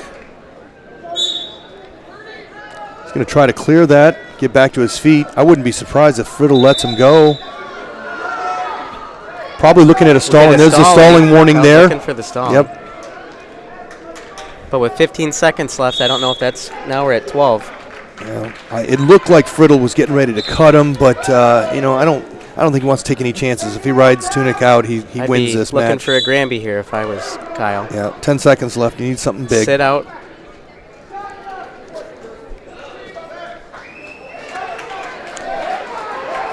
So there you have it. Alex Friddle from Cole City is going to win it 5-0 over the number 4 seed, Kyle Tunick. Very impressive tournament for Mr. Friddle. Just like that, we're on to the 220-pound weight class, where we have junior Logan Lee coming in undefeated from Orion against Maverick McPeak from Dakota. I think these guys are ranked number 1 and 2. I don't know which one's which, but it doesn't really matter if we got number 1 and 2 wrestling each other. This is definitely a highly anticipated contest. Both these guys are coming in undefeated at 15-0 coming into the tournament. And we have Fogler from Olympia and Tatum from Princeton for third place, and Riley Wilkins from Morrison and Garrett Wright from Gibson City for 5th place. And you are correct. They're both 1 and 2 right now on the MatMed rankings. Lee ahead of him? Lee is standing ahead of him. Yeah. Both will see each other again at the Oregon Sectional. Lee was a state champion last year as a sophomore. I was down there, and Lee's very impressive. Now, here's a kid who played basketball his freshman year. I know he had some wrestling experience in junior high, but he's just an athlete, very strong, very athletic, very good balance. I know we ran into him on the football field twice this season. Right. You know, we beat them both times, but Logan Lee was that kid that you had to circle on the leaderboard there. Right. He's headed to Iowa when he graduates to play football. Highly recruited. Hasn't drank pop since 7th grade. Really? I didn't know that. That's part of the secret, I think. He would set a bet with his dad for $100 that he wouldn't drink pop for a whole year. And he's won that bet every year. Very impressive kid. Here we go. Number 1 against number 2. Logan Lee, Maverick McPeak, both undefeated. Well, this ought to be a barn burner. we'll see. I mean, I saw McPeak wrestle a little bit. I didn't know much about his opponents in the earlier rounds, but I've also seen Lee wrestle. Lee is just so strong, so athletic. He likes to run double overhooks. There's one. And run people over with them, Yeah, too. he does. He'll work into a double overhook, and he'll step inside and trip. That's how he ended up winning that state title last year. It's also how he beat the other Fleetwood at the Erie tournament. Logan did not make the finals of this tournament last year, but then he ended up going on and winning the state title. So we have no score in any one of our mats right now. Logan Lee from Orion against Maverick McPeak from Dakota on the championship mat. This is, as we said earlier, this is Dakota's only finalist. Kind of a rare situation. I know they've got some good kids coming in next year, and they've got some really good freshmen that came in this year. So I'm sure, knowing Dakota, they're going to rebuild real soon here. It seemed when they came over for the duel a couple days ago, they probably had almost close to 30 kids there. Yeah, they brought almost an entire JV squad in addition to their varsity squad. And I'm not sure where their JV team is today, but they do have a full JV team. They're in polo at the polo tournament. They send their entire JV squad to the polo tournament. Lee trying to run a Russian here. McPeak not stepping back from him. at all. McPeak is, McPeak's a good technician. I don't think he's quite got the power. Logan's got a little bit of height on him.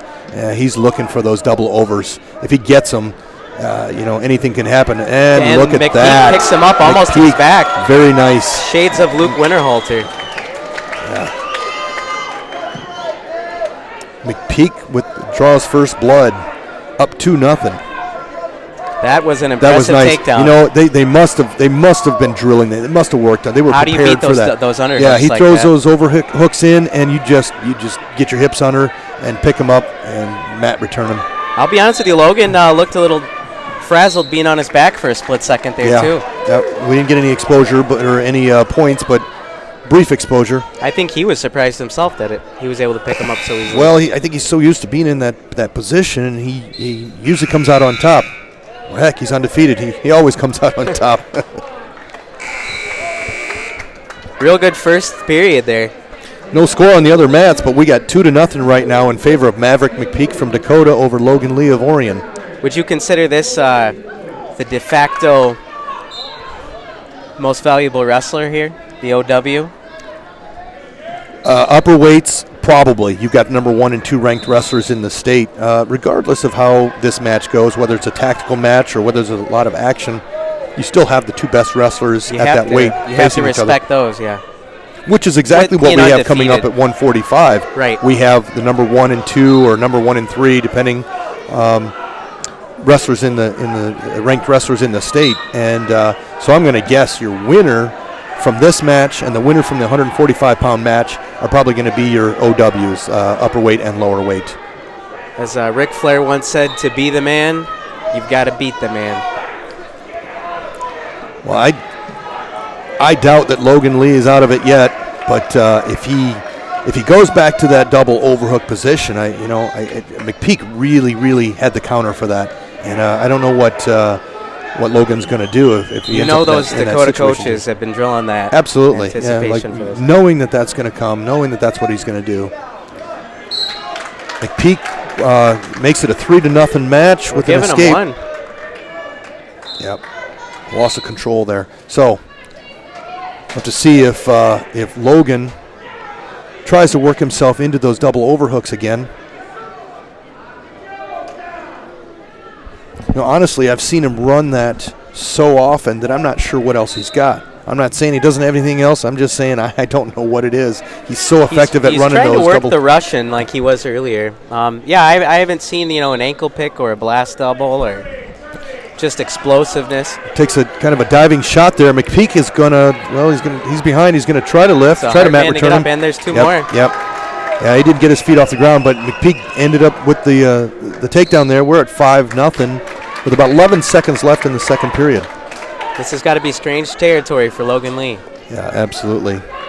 So it'll if this match ends with McPeak winning, it'll be back to the drawing board for Orion, try to figure out what they can do to beat McPeek, because they're going to see each other again and then again. At that sectional, yeah. Yeah. And that's something Logan's talked about in, being a 2-year wrestler, is he wants to see as many styles as possible Sure. before the state series. Yep.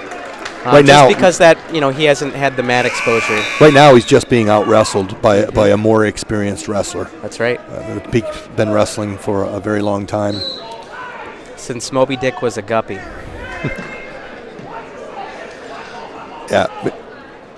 McPeak trying very hard to stay out of any sort of throw. That McPeak throw is what Lee wants, I think. Yeah, McPeak coming in on the leg there, securing the leg. He wants to hang on to that. Certainly doesn't want to get into a throw situation here with Logan. That's right. If you're Logan Lee, you're looking at your coaches and saying, well, what's going to get me 5 points here?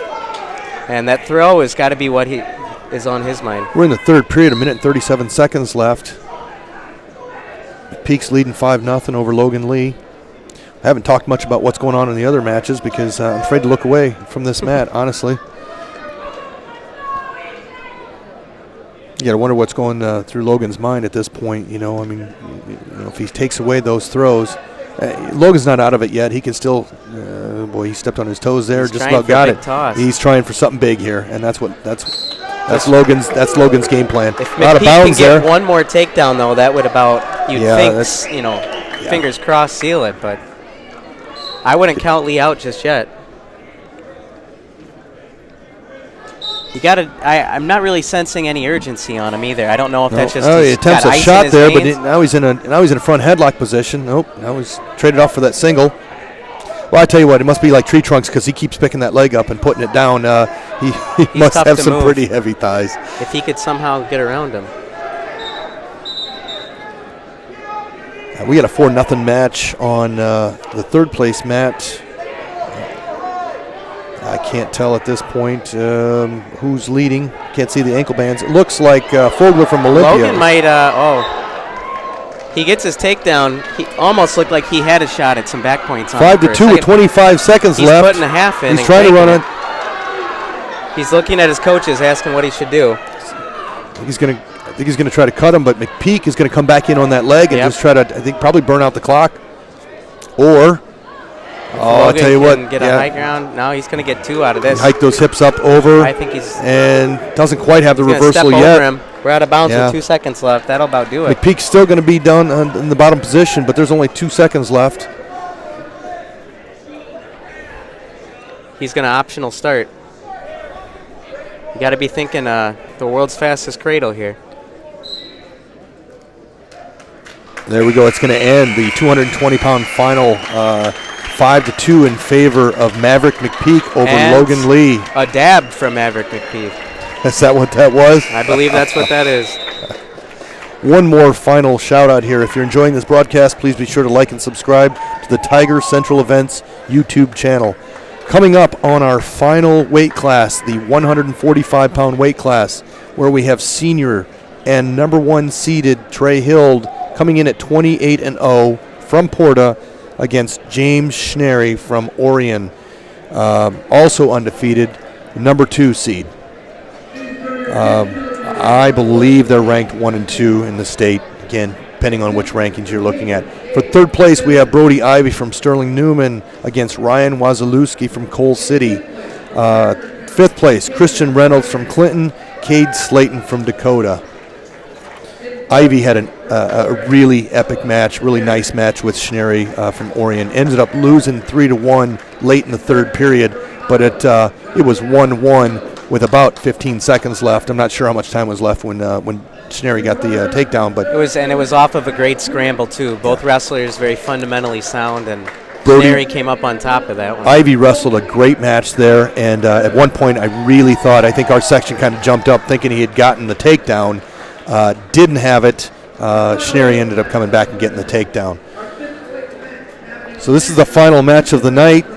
Hild from Porta, 3-time state finalist, 3-time state runner-up against James Schnary from Orion. Both wrestlers seniors. Both wrestlers seniors, both undefeated.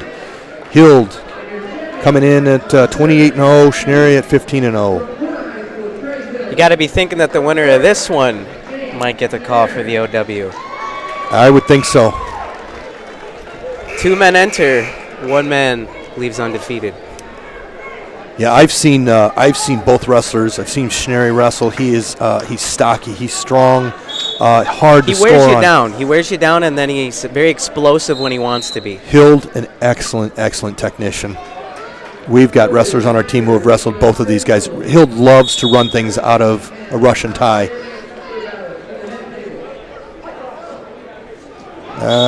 Ivy gives up a takedown against Wazalewski on the 3rd place mat. Waz putting the legs in on him, too. Yeah, Wazalewski's a really sort of dynamic wrestler. Ivy wrestled him last year, was leading, and actually got caught and got pinned. Where Hild is in on a single. And he grabs the ankle. And a little ankle and roll rolls. there. You got to elevate yourself when you grab that ankle, just like Schnary's doing at this Schnary's point. going to try to turn into him, but turning they into each him have the other's ankle. Usually in a scramble situation like that, the man with the higher head wins. We might call a stalemate. Ivy with a reversal on the 3rd place mat to make it 2-2 against Wazalewski. And we're pretty deadlocked right here. Yeah, this to me looks like a stalemate situation. Like $2 with locked antlers. Yeah, he's gonna. Actually, boy, I'll tell Hild's you able what. to scramble here. If Hild get that ankle back, no, Schnary's still got that ankle. This match may turn out to be everything it was billed to be. And both of them come So out. nice scramble, burns up all but 40 seconds of the first period. Schnary's ready to go. We've got our pin over here on 5th and 6th. That's Clinton wins over Dakota. Slayton. No, I'm sorry. That's Christian Reynolds over Cade Slayton from Dakota. All right. 30 seconds left here. Still scoreless in the championship match. Nice low single there by Hild. However, knowing how Schnary is going to dive for that ankle, it's going to be interesting to see. Yeah, and there we he's go. trying to roll. Yep. If he can straighten that leg out and roll, that's the ideal way to do it. You started seeing this a few years ago in college, and now you're seeing it from a lot of the top level wrestlers. The funk is what they've been calling it. Yep, in high school and in the kids programs. Winding down here, he gave him the 2. Hild with the first takedown. Schnary doesn't give up a lot of points in the first either. This will be interesting. So Hild with a 2-0 lead. Kind of I would say, contrasting styles here just because of their body style, but both of them seem to like that funky style of that ankle diving and the rolling there. Wazalewski on the 3rd place mat has a 4-2 lead over Ivy. Ivy's going to let him up here. Chooses neutral. Well, knowing Brody the way I do, I mean, his best position is on his feet. He's got to open some offense up here. Doesn't want to get slowed down. Doesn't want to get tied up by Wazalewski.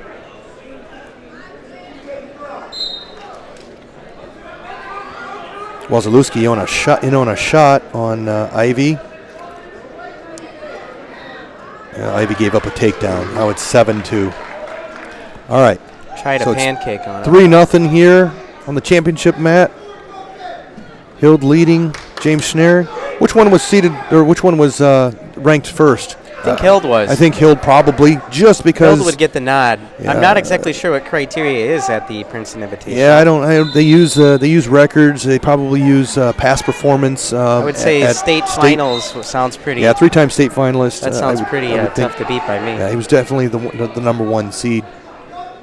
Hild with twice as many matches so far as Schnary. I don't know if it's just a difference in schedule, or if Schnary, maybe had some matches off. Again, it looks like Hild in on a takedown, but Schnary with that ankle dive again. We'll see. They both have a hold of the other's ankle. This is a stalemate situation, it looks like. Seems to be a common theme with these guys. Yep. Mrs. Klein would be pleased. 20 seconds to go, and we're still 3-0. Hild looks like he's trying to run a Granby there. I can't see what if he's got Schnery's I think he's trying to hand back up controller? into a Granby, and he's got it. Sure Yeah, does. He does. Sure does. That's gonna be Granby, back points and he's going to get some exposure here. Schnery is trying to kick it Boy, off. oh boy, that's one way to do And, it. That's one way to do it. Hook his head with your. Climb it to an armbar, it looked like. Well, that looked like a was little bit of MMA going on Yeah. there. So Hild with a 7-0 lead after 2. Going into the third, nice, comfortable lead here. Hild just, I think. That was an impressive transition into that Granby. Yeah, it was, and I didn't see exactly how it happened. It looked like he was fighting off the takedown. Next thing you know, he's got a Granby. Working the coffee grinder. Wazalewski up 7-2 in the third period over Ivy on the third place mat. Hild has got a wing in. And he's I'm working a sure turn. he would love to finish this match with an exclamation point here. Been seeing a lot of that coffee grinder to a wing transition. Saw a lot of that from Dakota as well as a lot of kids. There we Running go, this some week. more rolling around there on the ankles. We're going to have a stalemate. We've got 1 minute and 26 seconds left, it looks like, if I can see the clock right. 7-0 lead for Hild from Porta. You get to wonder, I mean, is this the year? I don't know who else is out there. I'm trying to think who the other 45-pounders are. Is this the year that Hild wins that title? Well, if you're an Orion fan, you got to be hoping so. Actually, you got to be hoping that you're in the top there.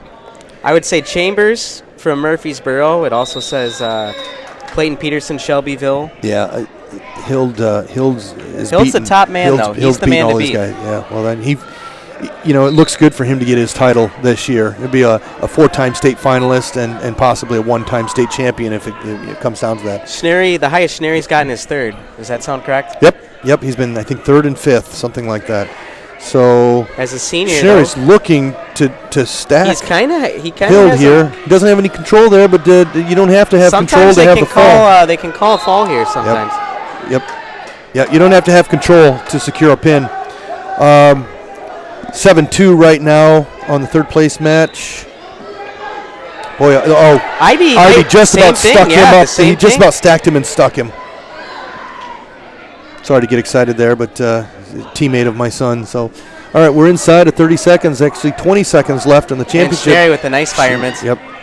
Here we go to make it 7-3. Trying to get some back points going. I just don't think he's going to have enough time left here. He's going to cut him.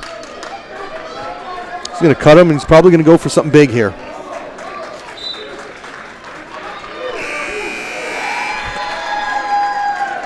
Waz wins this one 7-2. Yeah, Wazalewski wins 7-2 over Ivy for third place. Schnery's getting some back points. Well, he doesn't have the. Boy, I tell you what, Right a little at the bit end. too little, too late. I think both these matches were pretty good. Yeah. Hild from Porta ends up winning 8-5 over James Schnery from Orion. Boy, I tell you what, James really poured it on in that third period. You have to wonder if he'd have wrestled like that the whole time. Might have been a different match. Well, thank you for joining us here from the, I don't know if that's 45th or 55th annual. The 55th annual Princeton Invitational Tournament. This tournament just keeps getting tougher and tougher every year. For Paul Magnifici and myself, Jamie Sanders, want to thank you for tuning in, and maybe we'll see you next year.